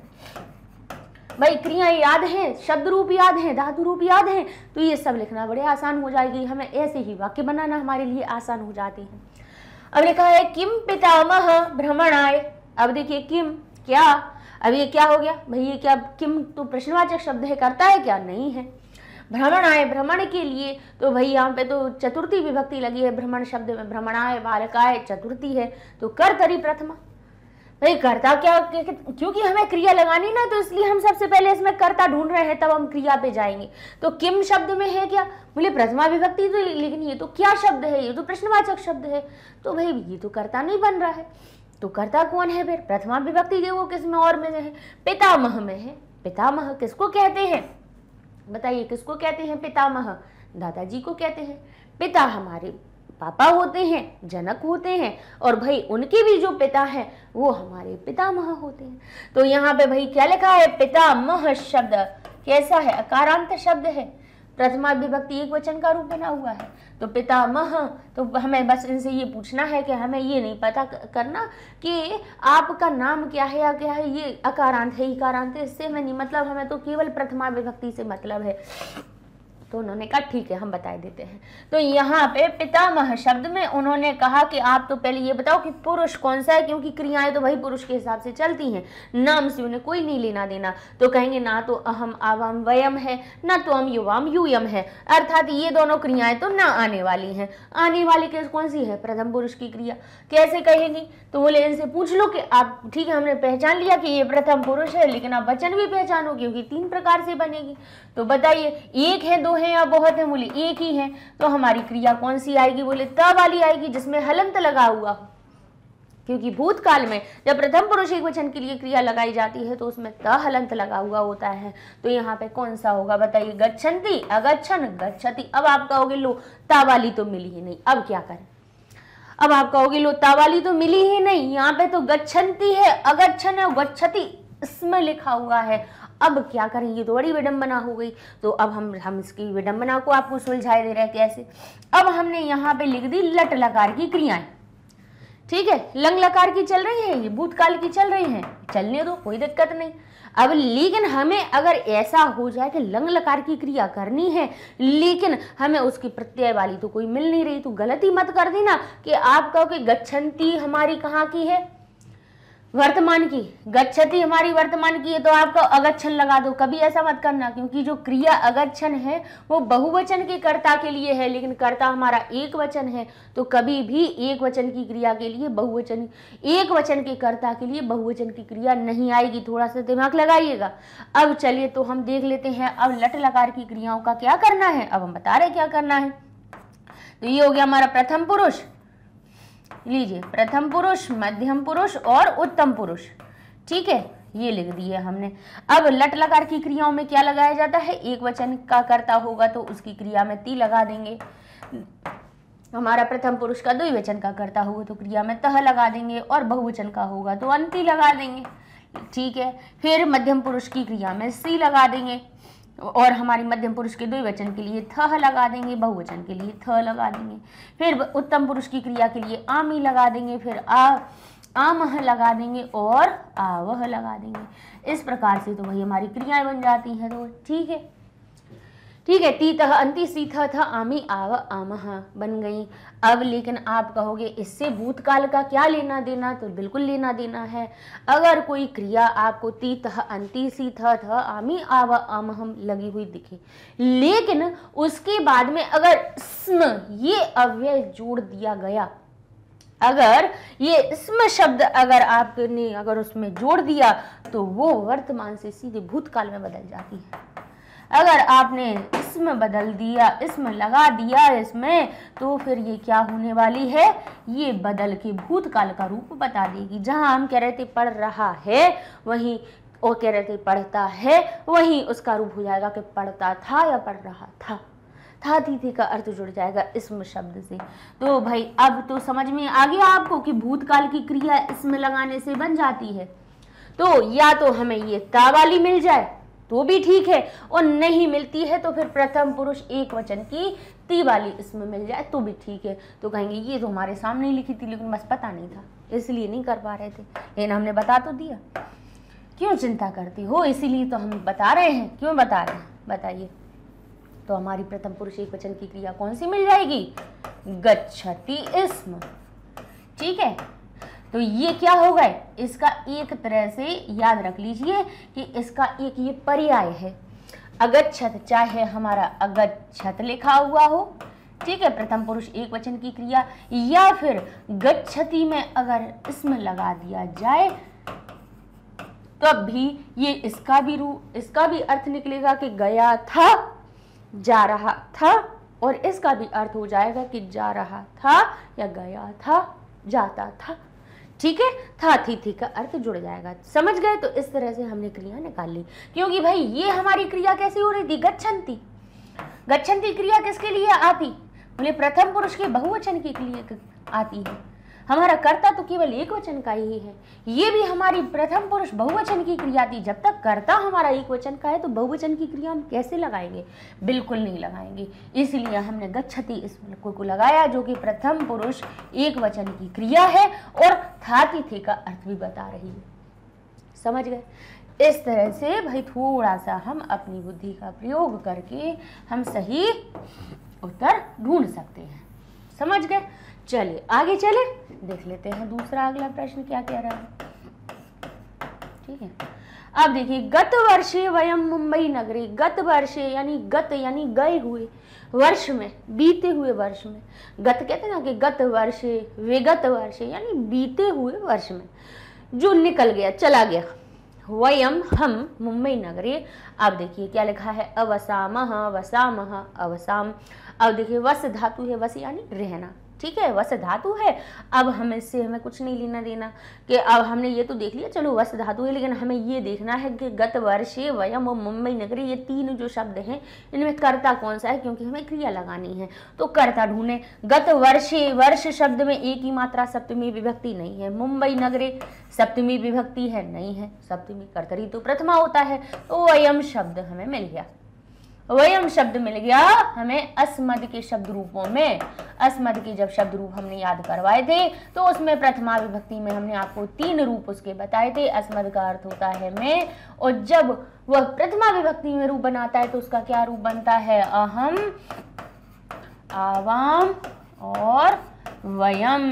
कितने रूप बनते हैं, 3 रूप बनते हैं, अहम, आवाम, वयम। तो प्रथमा विभक्ति का ही हमारा अहम, आवाम और वयम ये कर्ता होता है। अभी भी तो हमने बताया कि उत्तम पुरुष के 3 ही कर्ता होते हैं, कर्तरी, प्रथमा, अहम, आवाम, वयम। त्वम, युवाम, यूयम, ऐसे ही याद रख लो तो याद हो जाएगा कि वयम हमारा अहम, आवाम, वयम, इसमें भी प्रथमा होती है। त्वम, युवाम, यूयम, ये भी प्रथमा विभक्ति होती, तभी तो भाई ये क्रियाएं इसीलिए तो आ रही हैं। अगर अहम, आवाम, वयम, त्वम, युवाम, यूयम अगर ये कर्ता नहीं होते तो क्रियाएं उनके लिए क्यों आ रही होती हो, कर्तरी, प्रथमा। समझ गए। अवयम के लिए कौन सी क्रिया आएगी, बोले सीधे सीधे हमें उत्तम पे चले जाना है, क्योंकि मैं उत्तम में एक भी हो सकता हूँ। ऐसा नहीं कि मेरी डुप्लीकेट कॉपी होंगी, नहीं, मैं, मेरे साथ एक और बैठ गया तो कहेंगे मैं दोनों, नहीं कहते हम, कहते हैं हम दोनों। और मेरे साथ में और सब लोग आके 2-4 लोग आके बैठ के पढ़ते हैं या कोई काम करते हैं तो कहते हैं हम सब। तो मैं का भाव, मतलब हम नहीं हटे कहीं पे, हम तो यहीं पे खड़े थे जैसे कि तैसे कर। तो मैं, हम दोनों और हम सब, तो ये उत्तम पुरुष के ही क्या होते हैं, क्रिया होती। तो वयम के लिए अहम, आवाम, वयम। वयम के लिए क्रिया में क्या आना चाहिए, आम आना चाहिए। अब आम कहाँ लगा है, अवसामः, वसामः या आम वाली, बोले हम विसर्ग वाली हमें नहीं चाहिए, क्योंकि आमी, आवह, आमा, यहाँ पे आवह कर लीजिए, यहाँ पे आमह कर लीजिए। आमी, आवह, आमह हमारी क्रिया किसके लिए आती है, लट लकार में आती है। अगर इसके पीछे इसम होता तब हम समझ लेते कि हो सकता है कि भाई ऐसे हमारी लट लकार की क्रिया को बदल दिया गया हो, इसलिए लगा रहे हैं। नहीं, जब इसमें नहीं है तो इसमें आ लगाना गलत है। अगर यहाँ पे भाई आ तो लगाना वैसे ही गलत है, क्योंकि लट लकार की क्रिया में कभी अ नहीं लगता, उपसर्ग नहीं आता, लट लकार की क्रिया में थोड़ी ना अ लगाते हैं, केवल एक भूतकाल की तो क्रिया होती है जिसमें अ उपसर्ग लगा देते हैं, उसकी पहचान अलग ही बनाई जाती है। भविष्यकाल की क्रिया क्यों अलग पहचान बनाई जाती है, शायद दिख जाएगा, समझ जाओ कि ये भविष्यकाल की बात हो रही है, ठीक है ना। तो वस धातु में अ उपसर्ग लगा दिया, देखो यहाँ पे इधर से इसको कैसा बना दिया, लंग लकार जैसा बना दिया, और प्रत्यय बना दिया लट लकार जैसा। तो ऐसा होता है क्या, नहीं होता ना भाई, ऐसा थोड़ी ना होता कि पूंछ किसी की और बाल किसी के, भाई एक ही बात होगी ना। घोड़ा होगा तो उसका, भाई ये थोड़ी ना है कि यहाँ पे चिड़िया बना दी, यहाँ पे ये उसका चिड़िया का मुंह बना दिया और उसमें पैर लगा दिए वो हाथी के, ऐसा होगा क्या, नहीं होगा ना। तो भाई जिसके पैर वैसा उसका मुंह, वैसे सब कुछ एक ही जैसा होता है, अलग अलग थोड़ी ना होगा। तो ये तो गलत ही बना के दे दिया, इसलिए कि जिससे आप समझे कि अरे वहाँ आता है हमारे उत्तम पुरुष में, भाई वो लट लकार में आता है, हमें भूतकाल की क्रियाएं लगानी है। तो यहाँ पे ये तो गलत हो गया। वसामह बन भी रहा था तब भी लट लकार है, अगर इसमें होता तो हम सोचते भी कि चलो इसमें देखें हम कुछ, लेकिन था हमें तो लंग लकार की क्रिया चाहिए, लट से क्या मतलब, हटाओ। तो हम अवसाम लगा देंगे, हमें पता है कि आम जहाँ यहाँ लगा हुआ है, तो हम लिख देंगे अवसाम, ठीक है। ऐसे भाई क्रियाएं देखनी है। अब देखिए तस्मिन वृक्षे चटकाह, अब तस्मिन वृक्षे चटकाह, तीनों में से पहचानो, पूछो भाई बताओ जल्दी, हमें क्रिया लगानी है तो कौन सा करता है। कर्तरी प्रथमा, तो तस्मिन नहीं है, बोले तत् शब्द में सप्तमी लगती है तब बनता है तस्मिन, बोले सप्तमी विभक्ति का, तो ये करता नहीं है। वृक्ष शब्द में एक ही मात्रा लगी है, सप्तमी विभक्ति में वृक्ष बनता है वृक्षे, बोले ये भी गलत, बोले ये सप्तमी, तो चटक चटका शब्द होता है, चटका, चटक क्या होता है, चटका, किसको कहते हैं, चिड़िया। अब चटका, चटके और चटकाह, ये कौन सा आकारांत शब्द होता है, आकारांत शब्द होता है। तो कहेंगे आकारांत शब्द का ये बहुवचन बना हमारा, तो क्या बना, बोली ठीक है। तो अब हमें क्या करना, हमें स्त्रीलिंग पुल्लिंग से कोई मतलब नहीं कि ये स्त्रीलिंग है पुल्लिंग है, इससे कोई लेना देना नहीं है, हमें तो ये देखना है कि प्रथमा विभक्ति कहाँ मिली, बोले इसमें। इसको पूछो पुरुष, सबसे पहले अहम आवम वयम त्वम युवम यूयम, 6 में से कोई है, बोले नहीं, तो आना कौन सी है, प्रथम पुरुष की क्रिया, पहली लाइन का ही हम अनुसरण करेंगे। पूछो कौन सा वचन है, प्रथमा विभक्ति तो लगी है, बताओ वचन कौन सा है, तो चटका, चटके, चटका है, बोले बहुवचन है, बढ़िया की मात्रा और विसर्ग कहाँ आता है, बहुवचन में ही आता है। तो हमें क्या करना है, प्रथम पुरुष बहुवचन की क्रिया ढूंढनी है, तो प्रथम पुरुष बहुवचन की क्रिया में क्या आना चाहिए, न आना चाहिए। तो अब हम सबसे पहले ढूंढेंगे कि न वाली कोई क्रिया मिल रही है, वो लिखेंगे वसंती इसम वसती और वसत निवसती, लो कहेंगे ता वाली क्रिया नहीं मिली, तो बोले रुक जाओ, अगर इसमें लगा है तो हम इसके पास पहुंच जाएंगे, हमारे पास पुरुष वचन है कोई बात नहीं, हमारी लंग लकार की क्रियाएं भी कभी कभी इसमें लगा के भूतकाल की बन जाती हैं।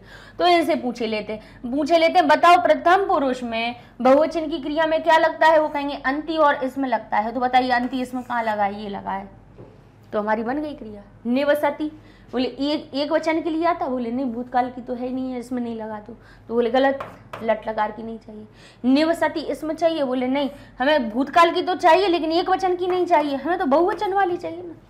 तो हमने लिख दिया यहाँ पे निवसंती इसमें, और ये हमारी लीजिए, ठीक है, बन गई क्रिया, लगा दी गई। कोई दिक्कत आई, क्या दिक्कत है बताइए। अब यहाँ पढ़िए, किम त्वम, क्या तुम, सावधानम पाठम, कहते हैं किम त्वम सावधानम पाठम, क्या तुम सावधानी से पाठ को, सावधानम सावधानम पाठम, किसके साथ में, कह रहे हैं सावधानी के साथ में पाठ को। अब हमें बोले क्या करना, हमें सबसे पहले ढूंढना है कि उसको कर्ता को, तो किम क्या है, प्रश्नवाचक, सावधानम और पाठम, इनमें हम ये हमारे कर्ता बन रहे हैं, बोले नहीं, यहाँ पे माँ हलंत की अनुस्वार लगा है, माँ हलंत लगा है, द्वितीया का भाव आ रहा है, उसके पहले त्वम शब्द तो मिल गया हमें, अहम आवम वयम, बोले नहीं है लेकिन त्वम तो है, त्वम कहाँ आता है, मैं उत्तम तुम मध्यम, तो मध्यम पुरुष की एक वचन की क्रिया में आना चाहिए अह विसर्ग। तो देख लो सबसे पहले है क्या, बोले ये लिखा है अपठः, अ भी लगा है भूतकाल के हिसाब से और विसर्ग भी है, बोले यही तो मिल रहा है, हमें ता के पास क्यों जाएं, बोले हमें तो मध्यम का चाहिए। सी के पास क्यों जाएं, बोले हमें तो इसमें थोड़ी ना लगा है, बोली जो हम इसको उठा ले, नहीं उठा सकते ना, क्यों, वो तो लट लकार की बात है, हमें तो लंग लकार की क्रियाओं का प्रयोग करना है। तो यहाँ पे क्या आ जाएगा, अपठः, लीजिए, इस प्रकार से ये हमने आपको क्रियाएं लगानी सिखा दी कि कैसे आपको इनको हल करना था। अब समझ गए। अब कहोगे अगर कहीं गलती हो रही होगी तो कहोगे लो इतना सरल था और हमने तो फालतू में गलत कर दिया। किया था कहाँ पे किया था, कौन सा हुआ था एक आध गलत, या सही किया था? सही किया तो पक्का आपने शब्द रूप और धातु रूप अच्छे से याद कर लिए। 2 चीजें याद कर ली तो गलती नहीं होनी है ना, सरल चीजें हैं ये। चलिए अगला देखें प्रश्न हम। तो ये तो भाई हमने बता ही दिए। अब चलते हैं एक पद वाले जो थोड़े से प्रश्न उत्तर पूछे थे। देखो आप लोगों ने उत्तर दिया कि नहीं, कि पार्वती शिवम केन रूपेण एचत, पार्वती शिव को किस रूप के द्वारा इच्छा कर रही थी, किस रूप में इच्छा कर रही थी? तो बताइए, केन शब्द लगा हुआ था, उत्तर किस में लगाना था? उत्तर पति रूप में चाह रही थी। किसके रूप में चाह रही थी? पति के रूप में। अब हमें उत्तर किस में लिखना है? हमें ये तो पता है कि शिव पार्वती शिव को पति के रूप में चाह रही थी, ये तो ठीक बात है। हमने कहा पति रूप, 2 शब्द हमें मिल गए। लेकिन अब इसको हम संस्कृत में कैसे लिखें? क्योंकि हमें एक शब्द में नहीं देना है, तो हम पति रूप तो नहीं लिख सकते। पति रूप तो हिंदी शब्द हो जाएगा, है ना, बिना विभक्ति का शब्द नहीं लिखना है। क्योंकि भाई एक शब्द में उत्तर होता तो हम शब्द लिख देते कि पति रूप, लेकिन उन्होंने कहा है पद में लिखना है, अर्थात आपको उसमें विभक्ति लगानी होगी। राम शब्द है, राम हमारा पद है, ठीक है। सुबंत तिगंतम पदम, यानी जिसमें सुप प्रत्यय और तिंग प्रत्यय होते हैं वो हमारे पद कहलाते हैं। अर्थात जिनमें आपको जैसे शब्द रूपों में जो आपको विभक्तियां के चिन्ह के प्रत्यय लगे दिखते हैं, किसी में अह, कहीं पे भ्याम, कहीं पे एभ्य, कितने सारे रूप बनते हैं, 21 रूप बनते हैं। संबोधन को मिला लो तो 24। तो अलग अलग प्रत्यय लगे, एक जगह बाल कह हो रहा है, कहीं औ हो रहा है, कहीं आह हो रहा है, अलग अलग रूप बन रहे हैं एक ही के। तो विभक्ति लगा के ही हमें उत्तर देना है। तो इससे पूछ लो, जो प्रश्नवाचक शब्द हो उससे पूछो, बताओ भाई हमें उत्तर तो पता है लेकिन विभक्ति कौन सी लगाएं, क्योंकि हमारा सही होना चाहिए, हमें नंबर नहीं कटवाना। तो केन कहेगा कि किम के याद किए थे शब्द रूप क्या? अगर याद किए थे तो ये बता देगा कि केन शब्द जो है इसमें तृतीया विभक्ति लगी हुई है। अर्थात शब्द रूपों की तीसरी लाइन में जो प्रत्यय लगाए जाते हैं वो एक तृतीया विभक्ति एक वचन में रूप बनता है किम का, केन। केन काभ्यम और कई, इस प्रकार से ही रूप बनते हैं कि नहीं बनते? बिल्कुल बनते हैं। तो हमें तृतीया विभक्ति एक वचन लगा देना है। तो पति रूप, अब ये क्या लिखा है हमारे पास शब्द? पति रूप, हमने शब्द लिख लिया। अब ये प कैसा है, कैसा शब्द बन रहा है? ये अकारांत शब्द बन रहा है। तो इसमें तृतीया विभक्ति एक वचन हम लगा सकते हैं? क्यों नहीं लगा सकते? राम की रूप याद किए, बालक की याद किए, अकारांत शब्द सबसे पहले याद करवाए कि नहीं? बताइए तृतीया विभक्ति एक वचन में क्या रूप बनता है? एक वचन का रूप याद करना, लाइन पढ़ना शुरू किए। प्रथमा विभक्ति में क्या बनता है? बालकः। द्वितीय विभक्ति में क्या बनता है एक वचन में? बालकम। तृतीय विभक्ति में क्या बनता है? बालकेन। बालकः बालकम बालकेन, बालकाय बालकाद, बालकस्य बालके, यही तो हमने याद करवाए हैं। तो तृतीय विभक्ति में बन जाता है, ईन लग जाता है। लेकिन अब ध्यान रखिए कि अगर रा लिखा हुआ है तो ये ना है, ना में बदल जाएगा। अगर आगे वाले शब्द में रा या श है तो ये जो ना ईन लगाना था, जैसे बालक बालकेन बन रहा था, लेकिन रा होने की वजह से क्या हो गया? रूपेण हो गया, ठीक है ना। ये णत्व विधान होता है। तो इस तरह से हम सही पद में उत्तर लिख सकते हैं। तो केन की जगह पे हमने लिख दिया पति रूपेण, ठीक है। आगे देखिए, शब्द रूप याद है ना, हम क्या कह रहे हैं? संस्कृत शब्द रूपों पर ही आधारित है। पेड़ है तो पेड़ की जड़ कौन है? शब्द रूप है। भाई ये कौन है? तो बोले धातु रूप क्या है? ये मोटा वाला तना है जिसने संभाल के रखा हुआ है। ये क्या है? भाई उसकी टहनियाँ क्या है? कारक है। ये सब चीज़ें याद हो गई तो वो सब चीज़ सरल हो जाएगी, कोई दिक्कत नहीं है। मनस्वी किम न त्यजति, मनस्वी क्या नहीं त्यागते हैं? मनस्वी मन में इच्छा रखने वाले क्या नहीं त्यागते हैं? बताइए। कहें धैर्य को नहीं त्यागते हैं। अब किम शब्द को पहचान लीजिए, विभक्ति पहचान लीजिए। किम में क्या लगी हुई है? किम भी कहेंगे इसके तो रूप बनते हैं। तो भाई ये नपुंसक लिंग में भी तो किम बनता है, किम के जब नपुंसक लिंग के लिए रूप बनते हैं तो प्रथमा विभक्ति द्वितीय विभक्ति के एक वचन में रूप बनता है किम। अर्थात ये कह रहा है कि जो उत्तर आना है वो प्रथमा नपुंसक लिंग का होना चाहिए और उसमें प्रथमा या द्वितीय जैसा रूप होना चाहिए। तो कैसा बनेगा? तो जैसे नपुंसक लिंग का फल शब्द बनता है फलम, द्वितीय विभक्ति में भी बनता है फलम, तो किम के स्थान पे हमारा जो धैर्य शब्द है वो भी बन जाएगा धैर्यम। तो या तो अनुस्वार आएगा या फिर महालंत, एक ही चीज आएगी। उसमें एक बिंदी लगी थी उसको हमने उसको हटा दिया, ठीक है। तो धैर्यम शब्द हमारा बन जाएगा। तो चाहे तो हमारा अनुस्वार लगा दीजिए या फिर या तो इस प्रकार से लिख दीजिए धैर्यम, या तो ऐसे लिख दीजिए या लिख दीजिए धैर्यम, या महालंत लगा दीजिए। ये जो अनुस्वार होता है, अनुस्वार लगा दो चाहे किसी के साथ में, किसी के ऊपर, या अंत में महालंत लगा दो, बात एक ही है। ये इसी का एक दूसरा सूक्ष्म स्वरूप है, ठीक है। चलिए लिखा है हमारा आगे प्रश्न, शिवः किन रूपेण आश्रम में अगच्छत, शिव किस रूप से किस रूप में आश्रम में गए। अब हमें क्या देखना है? प्रश्नवाचक शब्द देखना है। तो कीन में क्या लगी हुई है? तृतीया विभक्ति लगी है, तृतीया विभक्ति लगी है, अर्थात शिव किस रूप में गए थे? कहेंगे वो तो वटु के रूप में गए थे। अब वटु रूप हमारे पास शब्द मिल गया, अब उसमें क्या करिए? ये कह रहा है कि तृतीया विभक्ति एक वचन लगा दो, तो यहाँ पे हम वटु रूप में तृतीया विभक्ति एक वचन लगा देंगे, वटु रूपेण हमारा शब्द बन जाएगा, ठीक है। चलिए आगे लिखा है, कस्य प्रभावात हिंस्र पशवः पार्वत्य सखायः जातः, किसके प्रभाव से हिंस्र जो पशु थे वो पार्वती के सखा हो गए थे। अब चलिए हम सारी चीज को पढ़ने से क्या फायदा, हमें तो केवल एक पद में देना है, तो हम कस्य को पहचान लेंगे। कस्य क्या लिखा है? षष्ठी विभक्ति लगी है। कस्य में क्या लगी हुई है? हमारी षष्ठी विभक्ति एक वचन लगा हुआ है। कैसे पता? किम के शब्द रूपों को याद किया है तो पता है कि षष्ठी विभक्ति एक वचन में कस्य शब्द बनता है। उत्तर क्या बनेगा? बोलिए ये भी क्या बन जाएगा? ये भी षष्ठी विभक्ति में बनेगा। अब वही जो तप शब्द है, अब हमें तप को ढूंढना पड़ेगा कि इसमें षष्ठी विभक्ति क्या लगेगी। अब तप के हिसाब से तो भाई तप आपको अकारांत शब्द लग रहा है, तो आप कहेंगे इसमें तो हम षष्ठी विभक्ति लगा के तपस्य शब्द बना दें, बन सकता है। लेकिन जो तप शब्द जो है वो कहाँ से आया है? तपस शब्द से आया है, सकारांत शब्द होता है, ठीक है ना। तपस शब्द का ही ये मूल रूप है, जिसमें षष्ठी विभक्ति जब लगती है तब वो तपस्सह बन जाता है।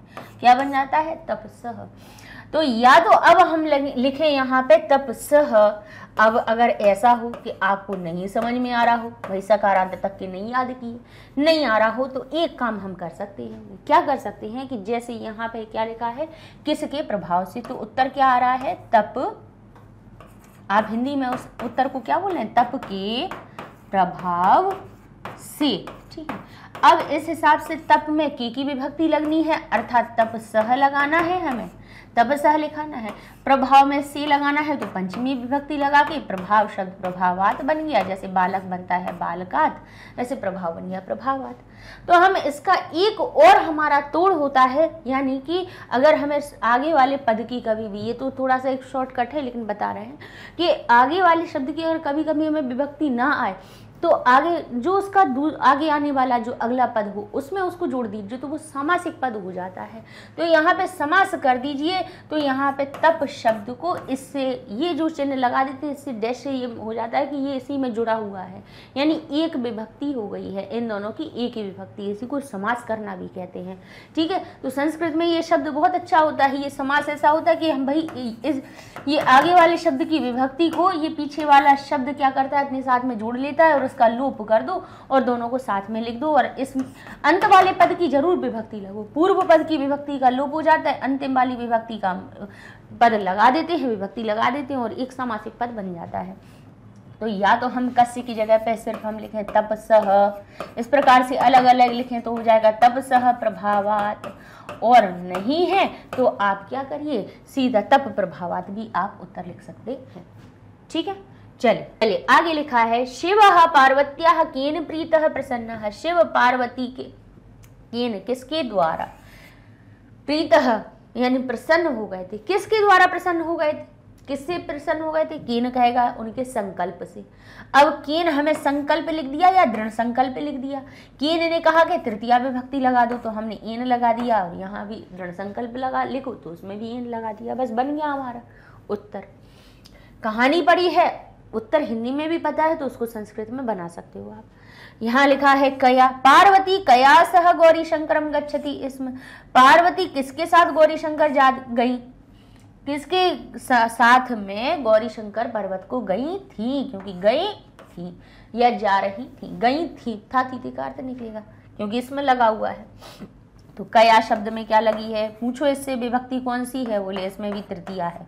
अभी आप समझ, अभी थोड़ा सा आपका दिमाग थोड़ा कैसा हो जाएगा, भ्रमित होगा। आप कहोगे इसमें भी तृतीया और इसमें भी तृतीया, तो भाई किम के क्या होते हैं, 3 प्रकार के रूप बनते हैं। किम के पुल्लिंग के भी रूप बनते हैं, नपुंसक लिंग के भी बनते हैं और स्त्रीलिंग के लिए भी अलग बनते हैं। ठीक है, अब हम केवल अभी एक वचन की बात करें, सबकी आपको एक वचन के रूप बता दें, तो जरा नज़र डालिए। ये हम विभक्ति को ऐसे लिखे दे रहे 1 2 3 4 5, ठीक है, ऐसे आगे के देख लेना, मिल जाएंगे, करवाए हैं। तो पुल्लिंग में बनता है कह, नपुंसक लिंग में बनता है किम, और एक वचन की बात कर रहे हैं प्रथमा विभक्ति एक वचन के, और स्त्रीलिंग के लिए बनाया जाता है का। वहीं द्विवचन में, द्वितीय विभक्ति में पुल्लिंग में बनाया जाता है द्वितीय विभक्ति का कम, नपुंसक लिंग के लिए बनता है किम और स्त्रीलिंग के लिए बनता है काम। ठीक है, ये किम के शब्द रूप हैं, क्या या कौन के। ठीक है, अब यहाँ पे तृतीय विभक्ति आई पुल्लिंग के लिए तो आई केन। अब तृतीया से सप्तमी तक सब नपुंसक लिंग इसी जैसा चलना है कीन, लेकिन यहाँ बनता है कया, ये स्त्रीलिंग अलग होते हैं। तृतीया से सप्तमी तक के पुल्लिंग और नपुंसक लिंग के रूप समान होते हैं। अकारांत शब्दों के देखोगे उसके भी समान मिलेंगे, यहाँ किम के देखोगे उनके भी समान बनेंगे। यहाँ हमारा बन जाता है कस्मई, तो यहाँ भी बन जाता है कस्मई, लेकिन स्त्रीलिंग में बन जाता है कस्यई। ठीक है, यहाँ हमारा बन जाता है कस्मात, तो यहाँ भी हमारा कस्मात, लेकिन यहाँ बन जाता है हमारा कस्याह। ये इस प्रकार से रूप अलग अलग हमारे बनते हैं कि भाई यहाँ से यहाँ तक इनके समान है, एक वचन वाली बात बता रहे हैं। एक नहीं भाई, नपुंसक लिंग और पुल्लिंग के तो तृतीया से सप्तमी तक के चाहे एक वचन का हो, द्विको का हो या बहुवचन का हो, सब बिल्कुल बराबर बनने हैं। यहाँ कस्य बनता है, यहाँ कस्य बनता है, वहाँ कस्या बन जाता है। यहाँ जब सप्तमी विभक्ति आती है तो कस्मिन बनता है, यहाँ कस्मिन बनता है, और स्त्रीलिंग में बन जाता है कस्याम। तो ये रूप बनते हैं। तो अभी देख लिया कि स्त्रीलिंगवाची शब्द का रूप है ये कया। ठीक है, अर्थात हमारा जो उत्तर आना है उसमें आपको तृतीया विभक्ति लगा देनी है। तो पार्वती किसके साथ गौरी शंकर गई थी, तो आप कहोगे विजया के साथ में। किसके साथ में, अपनी सखी के साथ में। या तो अब सखी शब्द का स्त्रीलिंग वाला तृतीया विभक्ति का रूप लिख दो तो सख्या हो गया। अब सखी के नहीं आते हैं तो विजया का तो बना सकते हो। विजया का तो बनाना सरल है, क्यों, विजया तो आकारांत शब्द है। तो लता, जैसे लता तृतीया विभक्ति में क्या रूप बनाती है, प्रथमा विभक्ति में बनती है लता, क्योंकि हमें एक वचन चाहिए ना, तो हम एक वचन की लाइन आपको बता दे रहे हैं। द्वितीय विभक्ति में बनती है लताम, और तृतीया में बनती है हमारी लतया। तो विजया क्या बनेगा, बोले देखो ता की मात्रा अलग हुई, बोले हो गई, ठीक है। ठीक है, विजया जो शब्द है आ की मात्रा गायब होनी है, बोले कर देंगे, और उसके बाद में क्या लगाना है, या लगाना है, तो या लगा देंगे। तो वही लता जैसे विजया के रूप बनाएंगे तो बन जाएगा क्या, विजया। ठीक है, सो ये नहीं कहना कि या तो इसमें पहले से ही लगा है तो लता में या लगते हैं, लेकिन उसमें लगाने की जरूरत नहीं है क्योंकि विजया में पहले से ही या है। अरे नहीं भाई, वो तो उसका नाम है। आकारांत शब्द में जब तृतीया विभक्ति लगाई जाती है तो क्या करते हैं, बोले जो आकारांत का जो बढ़िया की मात्रा होती है वो होती है गायब, और या लगा दिया जाता है उसमें। ठीक है, तो यहाँ पे भी आकारांत की मात्रा गायब और या लगा दिया, तो ये रूप बन गया। इस प्रकार से तृतीया विभक्ति के स्थान पे स्त्रीलिंग वाला ही आना था। देखिए प्रश्न भी ऐसे ही बना के पूछा जाता है। उत्तर किस में आना था, स्त्रीलिंगवाची शब्द आना था, इसीलिए प्रश्न भी स्त्रीलिंगवाची वाला किम का रूप दिया गया। हमने आपको प्रश्न निर्माण में ये इस बात सिखाई है कि भाई ध्यान किया कीजिए कि जो शब्द है उसका लिंग विभक्ति वचन पहचान लीजिए, वही लिंग विभक्ति वचन का प्रश्नवाचक शब्द हमारा आता है। चाहे प्रश्न से उत्तर देना हो या उत्तर से प्रश्न देना हो, एक ही बात है, 3 चीजें पहचाननी है, लिंग विभक्ति वचन। उसी देखिए प्रश्नवाचक शब्द की जो लिंग विभक्ति वचन है उसके अनुसार यहाँ पे उत्तर की वही विभक्ति लगा दीजिए, वही वचन का रूप लिख दीजिए। और अगर भाई हमारे पास जो शब्द है उसकी लिंग विभक्ति वचन पहचान की आप किम के शब्द रूपों का प्रयोग कर दीजिए, आपका प्रश्न निर्माण होगा। तो दोनों ही चीजें एक दूसरे की पूरक है, ठीक है ना। आगे पूर्ण वाक्येन उत्तरत में हमारा पहला प्रश्न है, पार्वती संकल्प सिद्धये किम अकरोत्। पार्वती संकल्प सिद्धि के लिए किम अकरोत्, क्या करती हैं, किम अकरोत्। तो आप कहेंगे संकल्प सिद्धये, संकल्प सिद्धि के लिए पार्वती ने क्या किया, आप कहोगे कठिनम तपः आचरति स्म, कठिन तप को कर रही थी, ठीक है। तो आपका ये हमारा उत्तर बन जाए। अब अगला प्रश्न पढ़ते हैं, माता मेना कथम चिंतिता आसीत। माता जो मेना है किस प्रकार चिंतित थी। तो माता मेना, अब जब हमने कहानी पढ़ी है तो उसके हिसाब से लिखेंगे। अब देखिए जब प्रपूर्ण वाक्य में आता है तब वो हमारे पास ये नहीं होता है कि हमें फिर वही एक ही पद के हिसाब से लिखना है, ठीक है ना। पूर्ण वाक्य में है तब हमें फिर उसको पूरे वाक्य के हिसाब से ही पूरा उत्तर लिखना होता है। तो जैसे मेना चिंतिता, माता मेना लिख दो, अच्छी बात है कि माता मेना चिंतिता आसीत। अब कथम को हटा दीजिए, लेकिन माता मेना चिंतिता आसीत यतः, क्योंकि, यतः ही क्योंकि तपः कठिनम पार्वत्या शरीरम च कोमलम, कि तप क्या है, कठिन है, और चा का अर्थ बाद में, चा बाद में लगाते हैं, और पार्वती का जो शरीर है कोमलम, पार्वती का जो शरीर है वो है कैसा है, कोमल है। तो उनका वो क्यों चिंता थी, तो आप लिखेंगे चिंतित क्यों थी, तो आप लिखोगे माता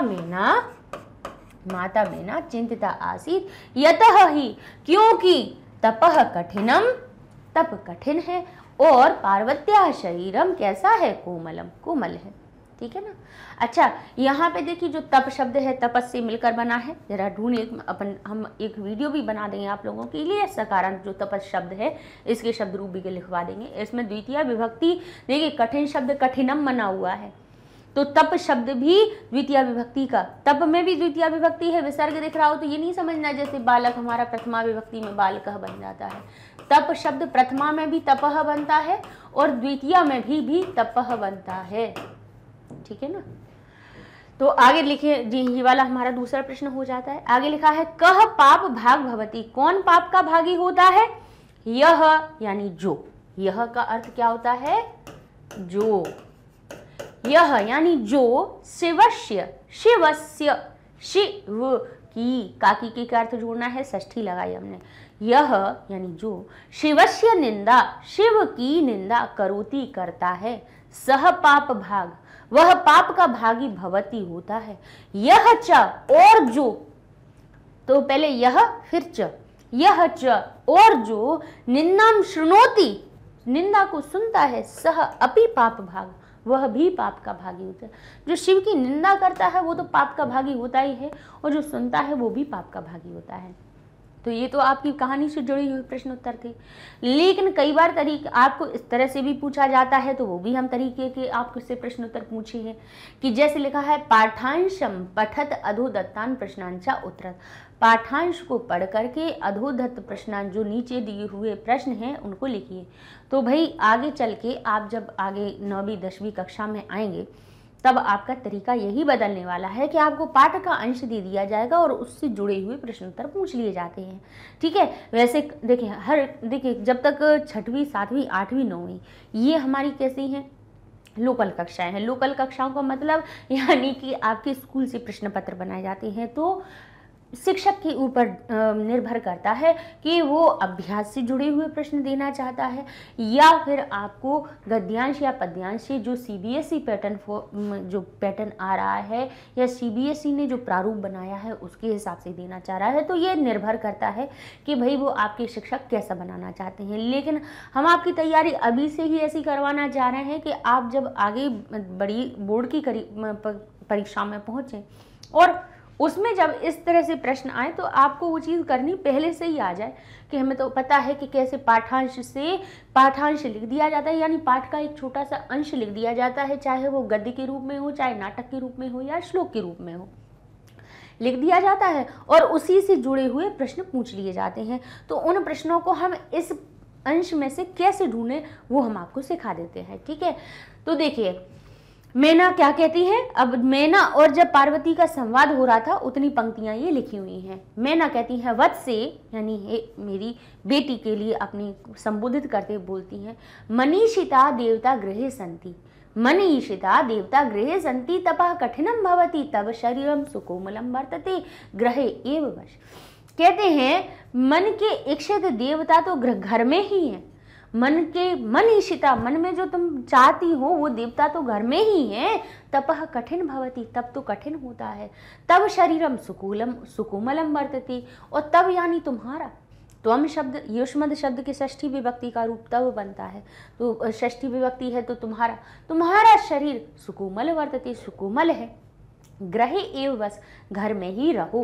अत्रैव, यही, अत्र एव शब्द से अत्रैव मिलकर बना है। अत्र यानी यहाँ, और एव का अर्थ हुआ ही, तो दोनों को ही मिलाया सो हो गया यही, यहाँ ही सो हो गया यही, हम कह देते हैं।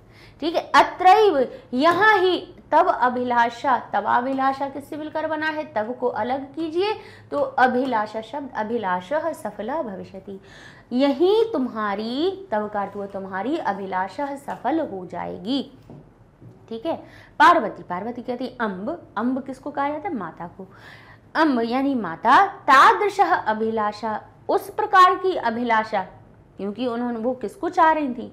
शिव का वर्ण करना चाह रही थी, तो उन्होंने कहा तादृश, उस प्रकार की अभिलाषा तू, यानी उस प्रकार की अभिलाषा तो, तू को क्या कहते हैं हिंदी में? हम तो बोलते हैं।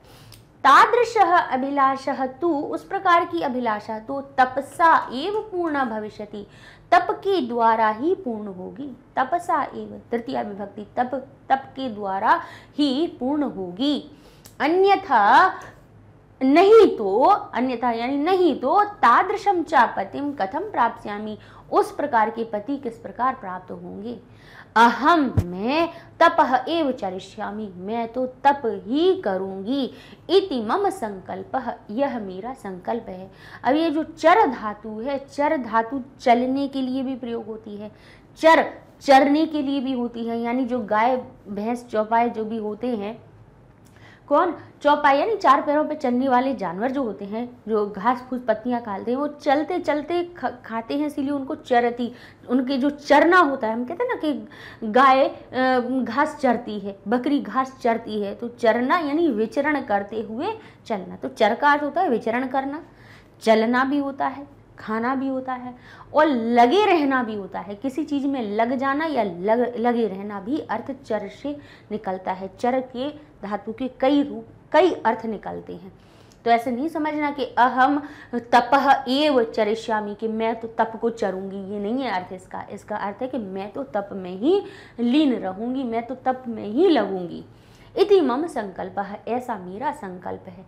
ठीक है ना। तो यहाँ पे ये हमारी क्या बन गई? गद्यांश पढ़ लिया हमने, अर्थ हमें समझ में आ गया। अब प्रश्नोत्तर देख लीजिए। मनीषिता देवा कुत्र वसंती, मनीषिता, मन में ईशित देव कहाँ रहते हैं? कुत्र वसंती। अब कुत्र का हमने कहा, तो आपको अभी तक इतने पाठ पढ़ा दिए, उसमें हमने आपको बताया है कि कुत्र कहीं पे भी प्रश्नवाचक शब्द हो, उस कुत्र का अर्थ होता है कहाँ। कुत्र का अर्थ क्या होता है? कहाँ। तो इसके हम आपको बता रहे हैं कि भाई कुत्र की जगह पे आपको प्रश्न का उत्तर, जैसे गद्यांश दिया हुआ है, ये गद्यांश दे दिया, इससे जुड़ा हुआ आपको प्रश्न बना के दे दिया, और उसमें लिखा हुआ है, उस प्रश्न में लिखा हुआ है कुत्र। तो आप उससे जुड़ी हुई पंक्ति को ढूंढना, सबसे पहले तो उस वाक्य को ढूंढना जहां से प्रश्न आपका पूछा जा रहा है। वहां पर क्रिया व्रिया साथ में दिख रही होंगी, समझ में आ रहा होगा।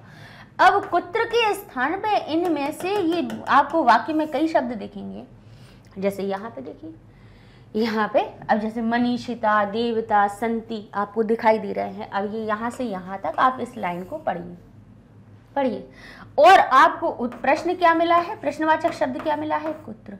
तो कुत्र के लिए दो तरह की विभक्तियों के शब्द मिलते हैं। पहली तो जो विभक्ति होती है वो आती है सप्तमी विभक्ति, यानी जिस शब्द में सप्तमी विभक्ति लगी होगी वहां पर वो ही कुत्र के स्थान पे उत्तर लिखा जाएगा। लेकिन कभी कभी द्वितीय विभक्ति वाला भी हमारा उत्तर बनता है। लेकिन द्वितीय विभक्ति तब लगती है कुत्र के स्थान पे जब उस विभक्ति के बाद में, उस शब्द के बाद में कोई जाने की क्रिया हो रही हो, यानी गच्छ या गम धातु का प्रयोग हो रहा हो। अगच्छत, अगच्छताम, गच्छति, गच्छत, गमिष्यामि, यानी गच्छ या गम धातु का प्रयोग हुआ हो, तब फिर हमारे कुत्र के स्थान पे द्वितीय वाला भी जो पद होता है उसको हम उत्तर में ढूंढ सकते हैं। हालांकि ज्यादातर आप सप्तमी विभक्ति का प्रयोग करेंगे। जैसे कि अब हम आपको बता देते हैं, जैसे हमने लिखा रामः वने, ठीक है। अब हमने यहाँ लिखा आपको रामः वनम अगच्छत, यानी राम वन को गए, ठीक है। अब एक हम और आपको लिख देते हैं, यहां लिखा रामः वने निवसति स्म, ठीक है। अब देखिए यहां पे राम वन को गए, ठीक है। अब कहा राम वन में रहते थे, ठीक है, दोनों ही चीज आ गई। अब यहाँ पे आपसे प्रश्न पूछा है, यहाँ पे हमने इनको रेखांकित करके, मतलब हम इनके स्थान पे अब आपको प्रश्न बना रहे हैं, और हमने कहा रामः कुत्र अगच्छत, ठीक है। और फिर दूसरा प्रश्न हमने बनाया कि रामः कुत्र निवसति स्म, कहाँ रहते थे, ठीक है। अब हमने क्या किया, यहां पर अब आपको दोनों तरह के अर्थ ढूंढना बता रहे हैं कि कुत्र के स्थान पे आपको सप्तमी विभक्ति युक्त पद भी मिलता है और द्वितीय विभक्ति युक्त भी पद मिलता है। तो सबसे पहले तो आप कुत्र के बाद में, अगर पहले क्रिया देखिए, कुत्र के बाद में अगर जाने की क्रिया हो रही है तो आप इस पूरे वाक्य में अब यहाँ पे अगर और भी कुछ लिखा हुआ हो कि रामः सीतया सह, बाकी जैसे यहाँ पे हमने लिख दिया, लो यहाँ पे हमने सीता के साथ राम वन गए, हमने लीजिए यहाँ पे और बड़ा वाक्य करते हैं भाई। यहाँ पे तो हमें पता चल रहा है कि राम और अगच्छत लिखा है तो कुत्र के स्थान पे वनम लिख दो, लेकिन वाक्य और भी बड़ा हो सकता है। जैसे हमने कहा सीतया, यानी सीतया सह, सीता के साथ राम वन गए। अब आपके पास देखिए यहाँ पे कहा राम कुत्र अगच्छत, राम कहाँ गए।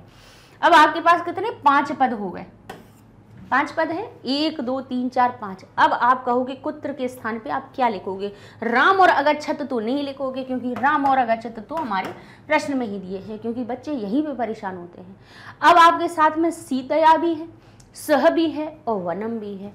अब इस परिस्थिति में आप क्या करोगे, आप कहोगे कुत्र के स्थान पे या तो हमें सप्तमी विभक्ति युक्त पद मिल जाए या हमें द्वितीय मिल जाए। तो यहाँ पे द्वितीय विभक्ति युक्त पद हमारा कौन सा है, कहेंगे वनम।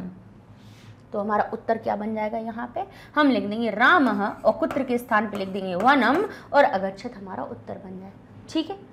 और अब हमने कहा सीतया सह रामः वने निवसति स्म,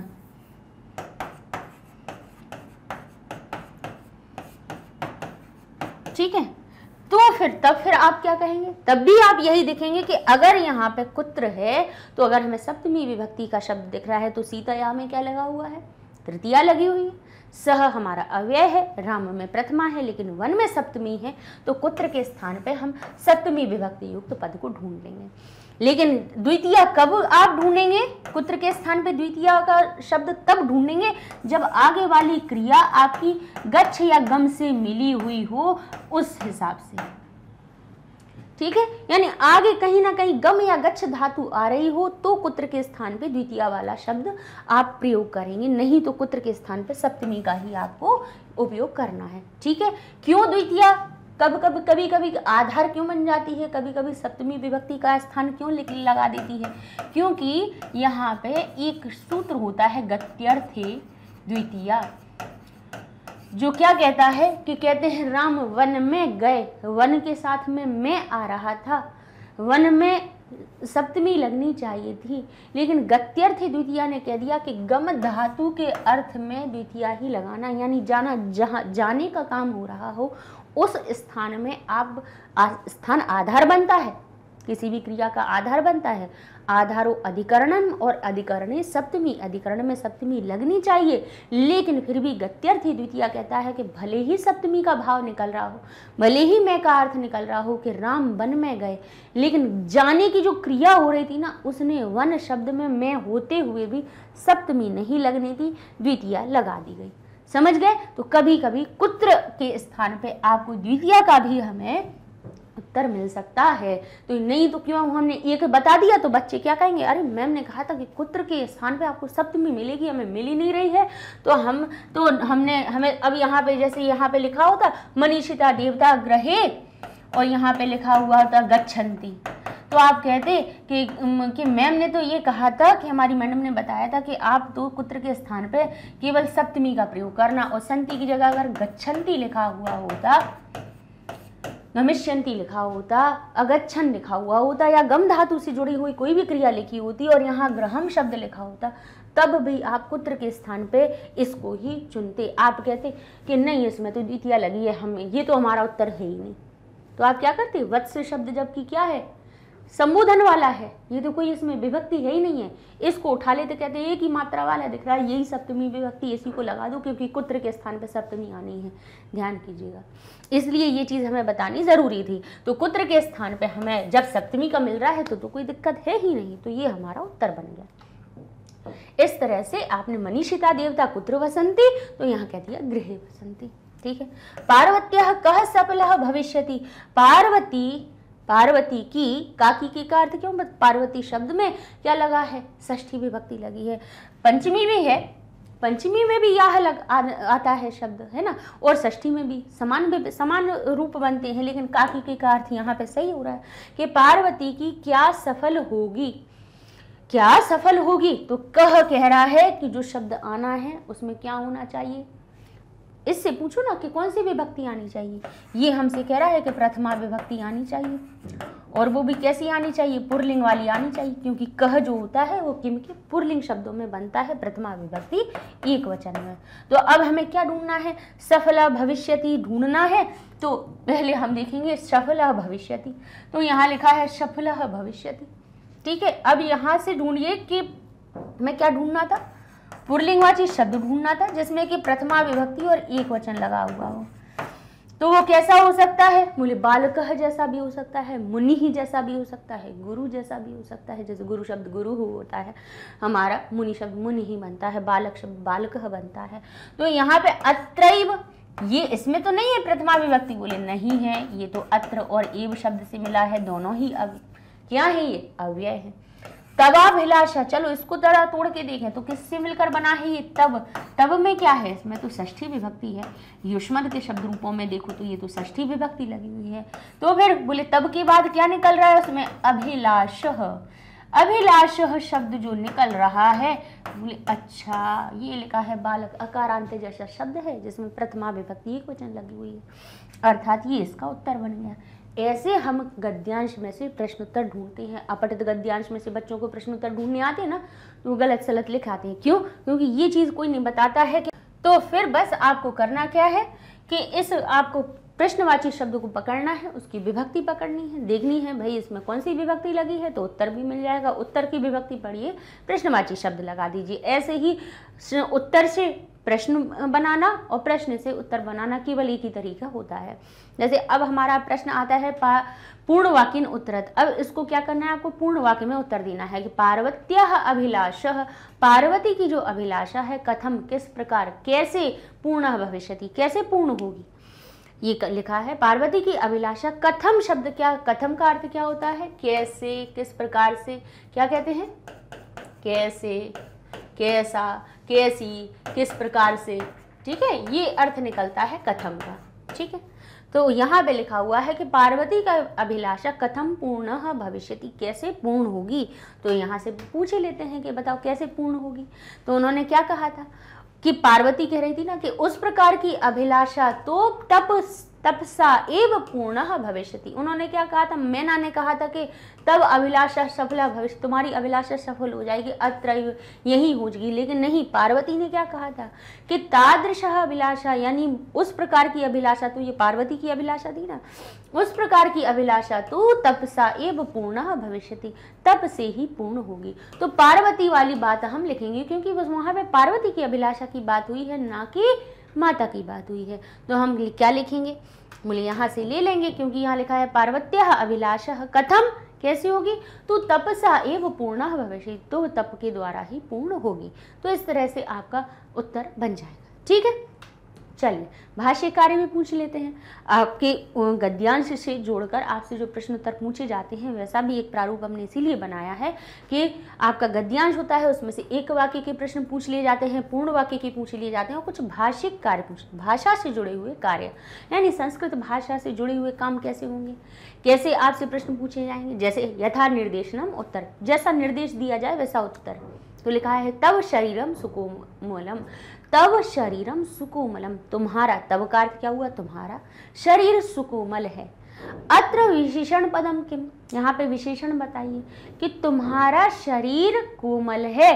अब ये बताइए विशेषता किस बात की आ रही है, शरीर की विशेषता है। बोले हाँ, शरीर की विशेषता है। क्या है वो विशेषता, क्या है, सुकोमल शब्द है। तो सुकोमल जो शब्द है वो बना विशेषण, किसकी विशेषता बताई जा रही है, शरीर की। तो शरीर हो गया विशेष्य, अर्थात जहां पे जिसकी क्वालिटी बताई जाती है, जैसे कपड़े की विशेषता बताई जा रही है कि कृष्ण वस्त्र, कृष्ण वस्त्रम, कृष्णम वस्त्रम, वस्त्र शब्द नपुंसकलिंग होता है तो वस्त्र नहीं कहेंगे, वस्त्रम कहेंगे, तो कृष्ण शब्द भी कृष्णम बन जाएगा, कृष्णम वस्त्रम।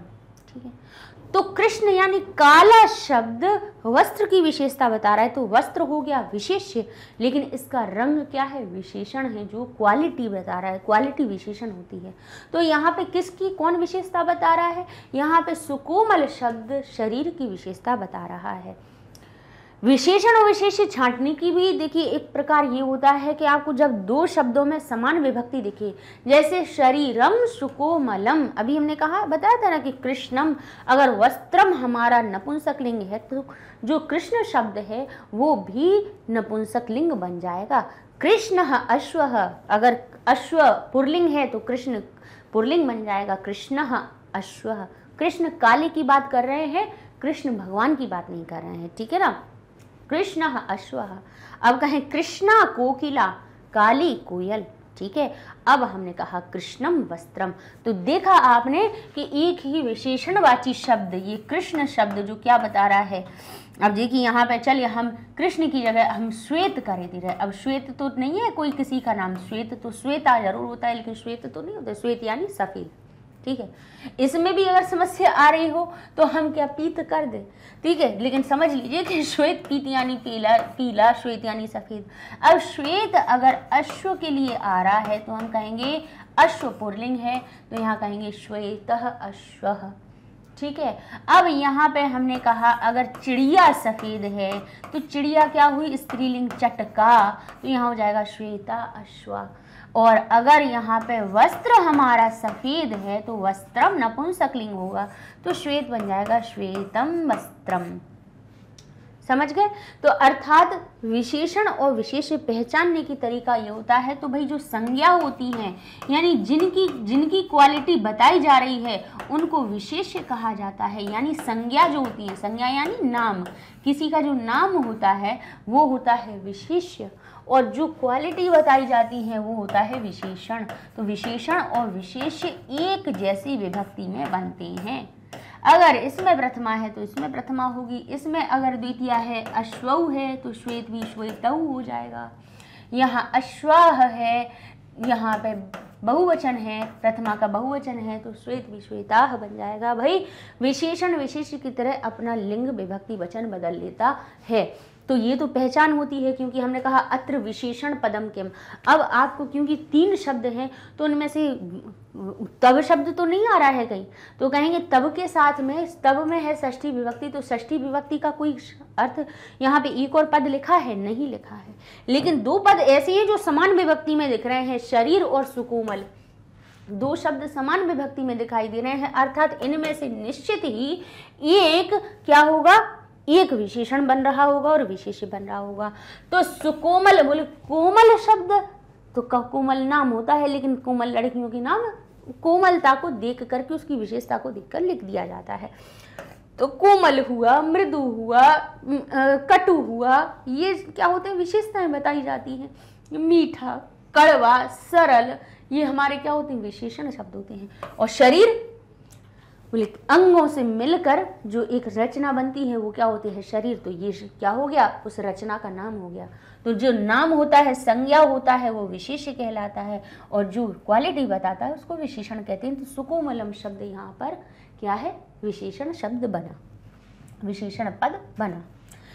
ठीक है, ऐसे आप विशेषण विशेष्य छांटना आ सकता है, तो आपको हम सिखा रहे हैं। जो जो चीज़ें आ सकती हैं हमें टेस्ट पेपर करवाने का मकसद क्या है कि आपको इन चीज़ों से भी अवगत करवाना। देखिए, पाठ पढ़ा दिया, अर्थ समझा दिया, वहाँ पे शब्द भी बता दिए कि कौन से क्या आए हैं, प्रश्नोत्तर करवा दिए, सब करवा दिया। लेकिन परीक्षा में जब पूछा जाता है तो आती हुई चीज़ें कैसे भूल जाते हैं ये बता रहे हैं, और उनके हमें ढूंढना कैसे, सो ये बता रहे हैं आपसे।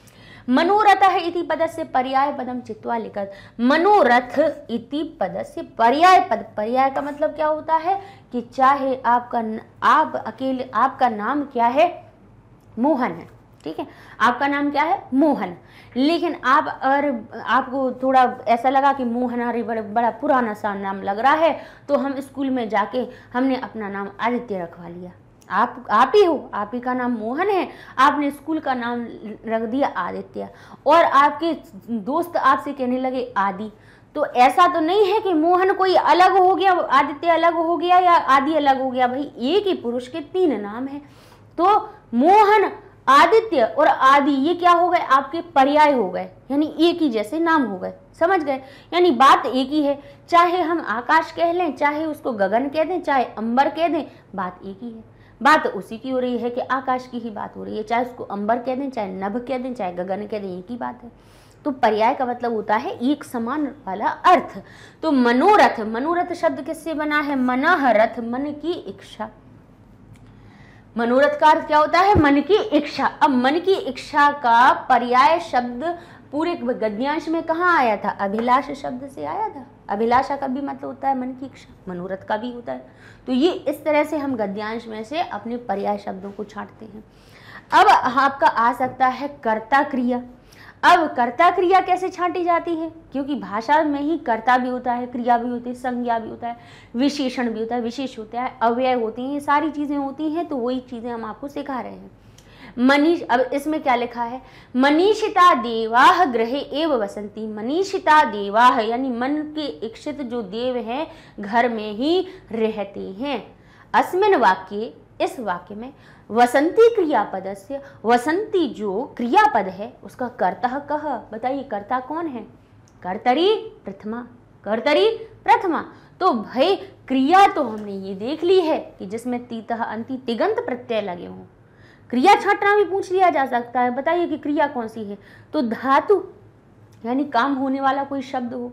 अगर वो काम वाला शब्द आप ना भी पहचान पाओ तो लकार के प्रत्यय तो पहचान सकते हो ना, तिगंत प्रत्यय तो पहचान सकते हो ना, कि तीतः अंति सीथ थ आमी आव आमह लगा हुआ हो तो पहचान जाना, या फिर लंग लकार के हो, या फिर रिट लकार के हो, या लोट लकार के हो, या विधिलिंग लकार के हो, त ताम न अहतम त अम आव आम लगा हुआ हो, या फिर श्यति श्यत हश्यंती लगा हुआ हो, या पठतु पठताम पठंतु लगा हुआ हो, पठेत पठेताम पठेयु लगा हुआ हो। समझ जाना कि पीछे जो ए युहु एत एताम तू ताम अंतु ये सब लगे हुए हैं, तो ये निश्चित क्रिया बन रही हो। तो क्रिया छांटने का तरीका ये हो जाता है, वाक्य दे देते हैं, क्रिया पूछ लेते हैं। तो तिगंत प्रत्यय याद कर लीजिए, हमने सिखाए हैं आपको कि क्रियाओं के पीछे कौन कौन से काल में कौन कौन से प्रत्यय लगाए जाते हैं, सिखाए हमने आपको। तो वो उससे तो आप क्रिया छांटना सीख जाओगे। कर्ता कैसे छांटोगे, कर्तरी प्रथमा से। तो यहाँ पे आप देखिए मनीषिता शब्द भी लिखा है, गृहे भी लिखा है, देवाह भी लिखा है। अब इन तीनों में से कौन हमारा कर्ता बनेगा? तो कर्तरी प्रथमा सूत्र से। तो आप कहेंगे मनीषिता शब्द में भी प्रथमा है, देवाह में भी प्रथमा है, इन दोनों में से कौन सा है शब्द? क्योंकि गृहे तो सप्तमी विभक्ति है, चलो तो इसको तो हटा दिया, लेकिन दो शब्द फिर भी हमें, दो पद फिर भी मिल रहे हैं जिनमें कि प्रथमा विभक्ति है। तो भाई यहाँ पे देखिए दोनों में ही प्रथमा है, अर्थात एक शब्द दूसरे का विशेषण बन रहा है। तो अब जैसे हम एक उदाहरण देते हैं, हमने लिखा कि श्वेतः अश्वः, श्वेतः अश्वः धावति। ठीक है, तो अब यहाँ पे आप बताइए कि श्वेतः में भी हमारी प्रथमा विभक्ति है, अश्वः में भी है। प्रश्न आपसे पूछा जाएगा धावति इति क्रियापदस्य कर्तृपदम किम? तो आप कहोगे कर्तरी प्रथमा के हिसाब से तो दो दो कर्ता हो रहे क्या? नहीं, बोले कर्ता तो एक ही होगा। तो भाई सफेद दौड़ रहा है या घोड़ा दौड़ रहा है? तो बोले सफेद थोड़ी ना दौड़ता है, विशेषण नहीं दौड़ता है, काम करने वाला तो जो संज्ञा होगा वही, जो कर्ता बनेगा वही होगा। तो यहाँ पे अश्व क्या बन जाएगा? विशेष पद जो होगा वो कर्ता बनेगा, विशेषण नहीं बनेगा। तो यहाँ पे भी बोले देव, बोले कैसे देवता? बोले मन में इक्षित, मनीषिता, मन में जो इक्षित है, मन जो जिनको चाह रहा है, ऐसे देव। तो मन को चाहने वाला जो शब्द है वो तो विशेषण बन रहा है, देव की विशेषता बता रहा है। तो यहाँ पे देव बताइए कर्ता बनेंगे या मनीषित बनेंगे? बोले देव बनेंगे कर्ता, विशेषण नहीं बनेगा। ठीक है, तो ऐसे कर्ता छांटा जाता है। ठीक है ना, समान विभक्तियां भी दिखेंगी तो कर्ता ढूंढोगे और समान विभक्ति का देखिएगा। अब लिखा हुआ है जैसे एकः वृद्धः, मान लीजिए ये लिखा है एकः वृद्धः चलति, एक वृद्ध चलता है। तो यहाँ पे एकः में भी प्रथमा है और वृद्धः में भी है। अब आपसे प्रश्न पूछ लिया जाए चलति इति क्रियापदस्य कर्तृपदम किम? चलने की जो क्रिया है उसका कर्ता कौन है? तो आप कहेंगे कर्तरी प्रथमा सूत्र कहता है कि एक में भी प्रथमा है और वृद्ध में भी प्रथमा है। लेकिन एक चल रहा है या वृद्ध चल रहा है, तो एक तो उसकी विशेषता बताई जा रही है कि वो है कितने। एक वृद्ध है, दो वृद्ध हैं, चार वृद्ध हैं, तो ये संख्या तो विशेषण बताई जा रही। तो एक नहीं चल रहा है, चलने का काम वृद्ध कर रहा है। उसकी जगह पे ये थोड़ी ना है कि वृद्ध यहाँ पे खड़े हुए हैं और एक जो शब्द है वो चल रहा है, वो थोड़ी ना करेगा, है ना। तो इस तरह से हम कर्ता छांटते हैं, समझ गए। आगे देखिए, गृहे अत्र किम विभक्ति वचनम, बताइए गृहे जो शब्द है उसमें कौन सा विभक्ति वचन है? फल बनता है भले, बालक बनता है बालकी, कहाँ बनता है? सप्तमी के एक वचन में, तो आप लिखेंगे सप्तमी। यहाँ देखिए प्रथमा के द्विवचन में बना हुआ है, द्वितीया के द्विवचन में बना है या सप्तमी के एक वचन में बना है। तो मूल शब्द पहचान लीजिए, क्योंकि देखिए प्रथमा का द्विवचन क्यों दे दिया, द्वितीया का द्विवचन क्यों दे दिया? क्योंकि देखिए यहाँ पे आपको ये हो सकता है, देखिए हम कहते हैं कि फलम फले फलानी, फलम फले फलानी। अब ध्यान कीजिएगा, गृहे शब्द में द्वितीया का भी है, ध्यान कीजिए यहाँ पे। अब ग्रह जो शब्द है, पहले हम इसको बता रहे हैं, हमने इसको सप्तमी विभक्ति एक वचन ही क्यों किया? क्योंकि हमें यहाँ के हिसाब से देखना है कि जो ग्रह शब्द है वो किसका अर्थ बता रहा है। यहाँ पे अर्थ बता रहा है कि मनीषित देवता तो घर में ही रहती हैं। अगर इनके शब्द रूपों के हिसाब से देखा जाए तो ग्रह शब्द कैसा है? अकारांत नपुंसकलिंग शब्द है। कैसा है? ना ही ये पुरलिंग है, ना ही ये पुरलिंग है, ना ही स्त्रीलिंग है। ठीक है ना, अब ये इरेज नहीं होना है, ठीक है। चलिए, तो ये हो गया ग्रह। अब इसके रूप कैसे बनेंगे? फल की तरह, बालक की तरह नहीं बनेंगे, फल की तरह बनेंगे। क्या अंतर रहेगा? क्योंकि प्रथमा और द्वितीया फल और बालक की अलग अलग होती है। बालक बनता है बालकः बालकौ बालकाः, बालकम बालकौ बालकान्, लेकिन फल बनता है प्रथमा विभक्ति में बनता है फलम फले फलानी, ठीक है। और द्वितीया में भी बनता है फलम फले फलानी।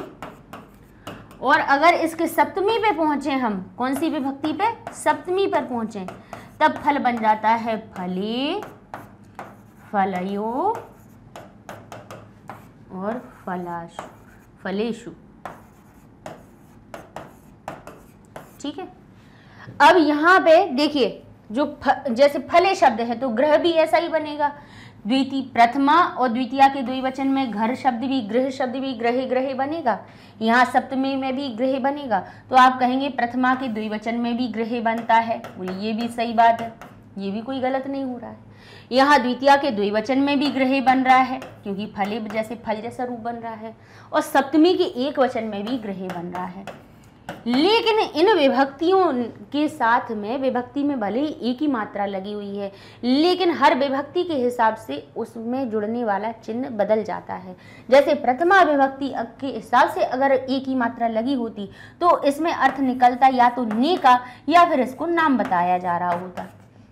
तो यहाँ पे क्या कह रहे हैं, मनीषिता देवता गृहे एव वसंती। मन को इच्छित होने वाले जो देवता हैं वो तो घर में ही रहते हैं। तो यहाँ पे घर ही रहते हैं, क्या इसका नाम का अर्थ निकल रहा है या घर नी का अर्थ निकल रहा है? क्या इसमें नहीं निकल रहा ना, कि मन को इच्छित होने वाले, जो मन जिसको चाहता है ऐसे देव तो घर नी ही रहते हैं। सही अर्थ निकला क्या? नहीं। घर ही रहते हैं, ये सही निकला? नहीं निकला। चलिए, तो अब हम सोचते हैं कि हो सकता है कि द्वितीया वाला ग्रह हो, ये हो सकता है कि द्वितीया के द्विवचन वाला हो, तो इस द्वितीया को का अर्थ जोड़ देती है। तो अब इसका अर्थ क्या को लगाने से सही हो रहा है क्या, कि मनीषित देव तो घर को ही रहते हैं, तब सही हुआ क्या? नहीं हुआ। अब सप्तमी के घर को और ट्राई कर लेते हैं कि ग्रह हो सकता है सप्तमी वाला हो, इसको और देख लेते हैं। तो मनीषित देव घर में ही रहते हैं, तो कहेंगे मैं का अर्थ सही आ रहा है, ना कि प्रथमा के ग्रह का आ रहा है, ना ही द्वितीया का आ रहा है।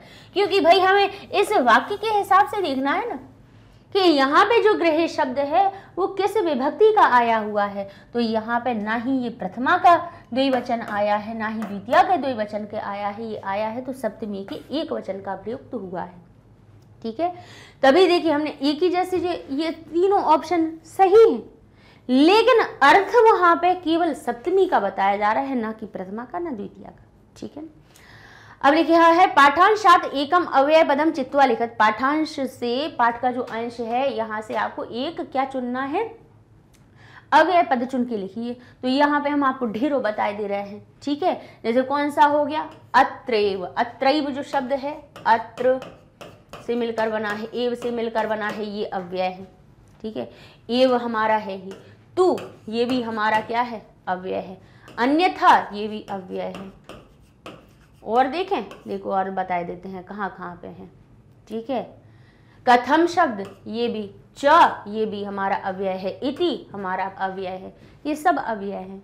अव्यय पढ़ा चुके हैं हम, यानी इनके ये जो इति है, च है, एव है, तत्र है, अत्र है, कथम है, इनके रूप कहीं नहीं बदलते। जहाँ पे देखिए जैसे हमने राम को तो कितनी जगह कहीं पे राम लिख रहे हैं, कहीं पे राम लिख रहे हैं, कहीं पे राम लिख रहे हैं, रामम लिख रहे हैं, रूप बदल रहे हैं। अत्र का अर्थ है यहाँ, तो अत्र का कोई रूप नहीं बदलेगा, चाहे उसको कहीं पे भी लिख दिया जाए। अत्र का मतलब यहाँ है, तू का अर्थ तो है, एव का अर्थ ही है। ठीक है, ये किसी के नाम नहीं है, और ये ऐसे शब्द हैं जिनके रूप कभी बदलते ही नहीं हैं। ठीक है ना, इसीलिए इनको अव्यय कहते हैं। तो यहाँ पे एव हो गया, अन्यथा हो गया, च लिख दीजिए, आप कथम लिख दीजिए, अत्र लिख दीजिए, आपके क्या बन जाएंगे, अव्यय बन जाएंगे। चलिए, हमारा अगला प्रश्न है परस्परम मेलनम कुरुत। परस्पर मेलन कीजिए पर्याय से, अर्थात वही पर्याय का मतलब समान अर्थ। तूष्णीम का अर्थ क्या होता है, चुप। तो यहाँ पे चुप बताइए किससे हो रहा है, सह यानी साथ से अर्थ निकल रहा है, इष्ट है यानी जो इष्ट होते हैं, जिनकी हम इच्छा करते हैं, वस्त्र से निकल रहा है, मित्र से निकल रहा है, या मौन से निकल रहा है। तो तूष्णीम यानी चुप रहना, तो मौन का अर्थ भी होता है चुप रहना, तो ये हमारा सही होता है।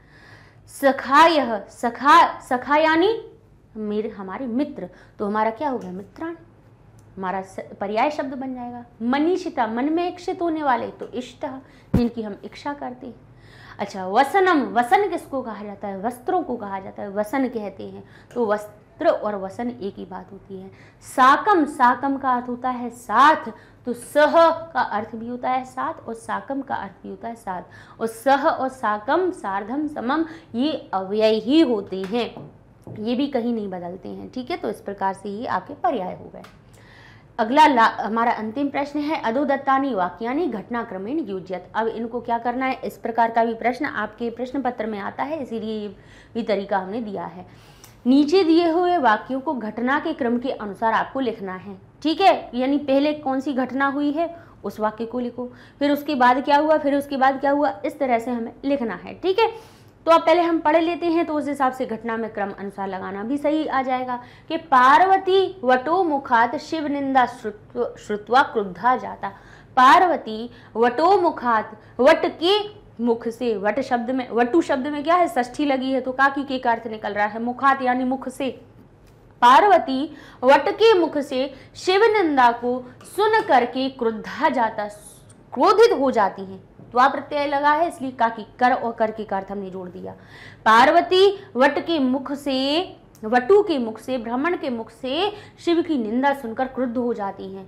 परम, लेकिन पार्वती दृढ़ संकल्पा आसीत, पार्वती दृढ़ संकल्पा थी।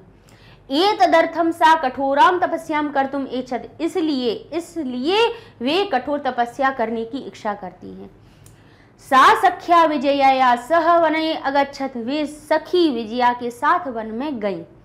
पार्वती शिवम पति रूपेण अवांछत, पार्वती शिव को पति के रूप में इच्छा करती थी। अब वटु के रूप में तो वो सबसे बाद में आए थे, अंत में आए थे, है ना।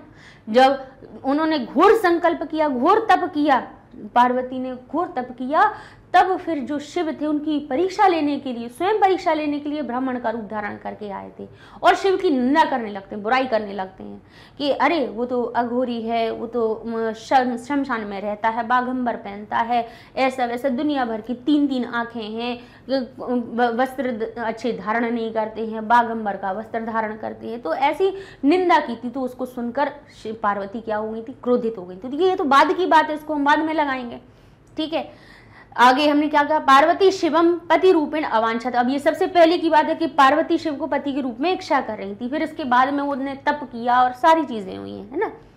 तस्याह दृढ़ संकल्पेन, उनके दृढ़ संकल्प से शिव अति प्रसन्न अभवत, शिव अत्यधिक प्रसन्न हो गए। तो अब ये कब की बात होगी, पहले उन्होंने मुख से निंदा की होगी, निंदा की, उसके बाद उन्होंने उनका दृढ़ संकल्प देखा। एतत् श्रुत्वा तस्याह माता अति चिंतिता आसीत, यह सुनकर उनकी माता अति चिंतित हो गई। अब माता और पुत्री का संवाद तो सबसे पहले था, अर्थात हमें आगे ही लगाना है उसको। एकदा शिवः वटु रूपेण तत्र आगच्छत, एक बार शिव वटु के रूप में वहां आए।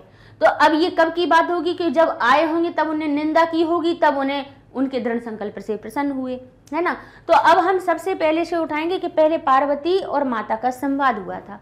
तो पहले जब उन्होंने सबसे पहले माता से संवाद हुआ, तो उसके पहले उनकी इच्छा उन्हें बताई कि पार्वती शिवम पति रूपेण अवांछत, पार्वती शिव को पति के रूप में चाहती थी। इसके बाद में वो कहेंगे एतदर्थम, इसीलिए सा कठोराम तपस्याम कर्तुम इच्छत, इसलिए वे कठोर तपस्या को करने की इच्छा करती हैं। ये तत् श्रुत्वा, इतना सुनकर कि माता अति चिंतिता आसीत, बहुत अधिक चिंतित हो गई। लेकिन पार्वती दृढ़ संकल्प आसीत, दृढ़ संकल्प थी। सा सख्या विजया सहित वने अगच्छत, वो अपनी सखी विजया के साथ में वन को चली गई। लेकिन एक बार शिव वटु रूपेण तत्र आगच्छत, एक बार शिव वटु के रूप में वहां आए और पार्वती वटु मुखार शिव निंदा श्रुत्वा क्रुद्धा जाता, तस्याह दृढ़ संकल्पेन शिवः अति प्रसन्नः अभवत। तो इस तरह से ये होता है घटना के क्रम के अनुसार लगाना। ठीक है, इस तरह से ये पाठ का आपका वीडियो भी हो जाता है पूरा। टेस्ट पेपर हमने समझा दिया आपको, और टेस्ट पेपर इसलिए बार बार करवा रहे हैं आपको, जिससे कि हर पाठ से जुड़े हुए स्वयं से भी आप केवल उसी चीज़ पर आप आधारित नहीं रहे कि हमने पाठ पढ़ लिया और उसके अभ्यास हल कर लिए और बस हो गया। हमें अभ्यास पढ़ने के बाद, पाठ पढ़ने के बाद आप कितना सीखे ये हमें पता चलेगा। ठीक है, अच्छा, ये सारे वीडियोस आपको हमारी मैग्नेट ब्रेन्स वेबसाइट पे आसानी से मिल जाएंगे। कि आसानी से क्यों बोला, क्योंकि गूगल, जब हम यूट्यूब पे जाते हैं तो बहुत सारी प्लेलिस्ट दिखती हैं, तो जो ढूंढने गए वो नहीं ढूंढ पाते और दुनिया की चीज़ें मिल जाती हैं। ठीक है ना, वेबसाइट पे जाना है, आपको कहना है कि हम तो 7th क्लास के टेस्ट पेपर को ये सॉल्व करना है, तो आप वेबसाइट पर जाइए या ऐप पर जाइए। ठीक है, फ्री में डाउनलोड कर सकते हो, रजिस्टर करना हो फ्री में करो, कोई दिक्कत नहीं है, कोई सब्सक्राइब करने का कोई चार्ज नहीं लगता है, फ्री है एजुकेशन पूरी आपके लिए। अब आप इंग्लिश मीडियम में ही पढ़ रहे हो तो आप CBSE इंग्लिश मीडियम में चले जाओ, हिंदी मीडियम में पढ़े हो तो भाई हिंदी मीडियम भी चैनल शुरू हो चुका है। NTSC पढ़ रहे हो ओलंपियड, लेकिन बोले नहीं अभी तो हमें केवल अभी किस पे जाना है, 7th क्लास के टेस्ट पेपर पे जाना है, तो आपने क्लास 7th को सर्च किया, क्लास 7th की लिस्ट आ गई, यहाँ पे संस्कृत मिल गई आपको, व्याकरण की भी पूरी लिस्ट बनी है और NCERT पढ़ाई है वो भी लिखा हुआ है। तो आपने उस पर गए, NCERT को क्लिक किया, यहाँ चैप्टर वाइज आपको वीडियोस की लिस्ट मिल जाएगी। यहाँ से आपके टेस्ट पेपर शुरू हो जाएंगे। टेस्ट पेपर में आप वहाँ से क्लिक कीजिए।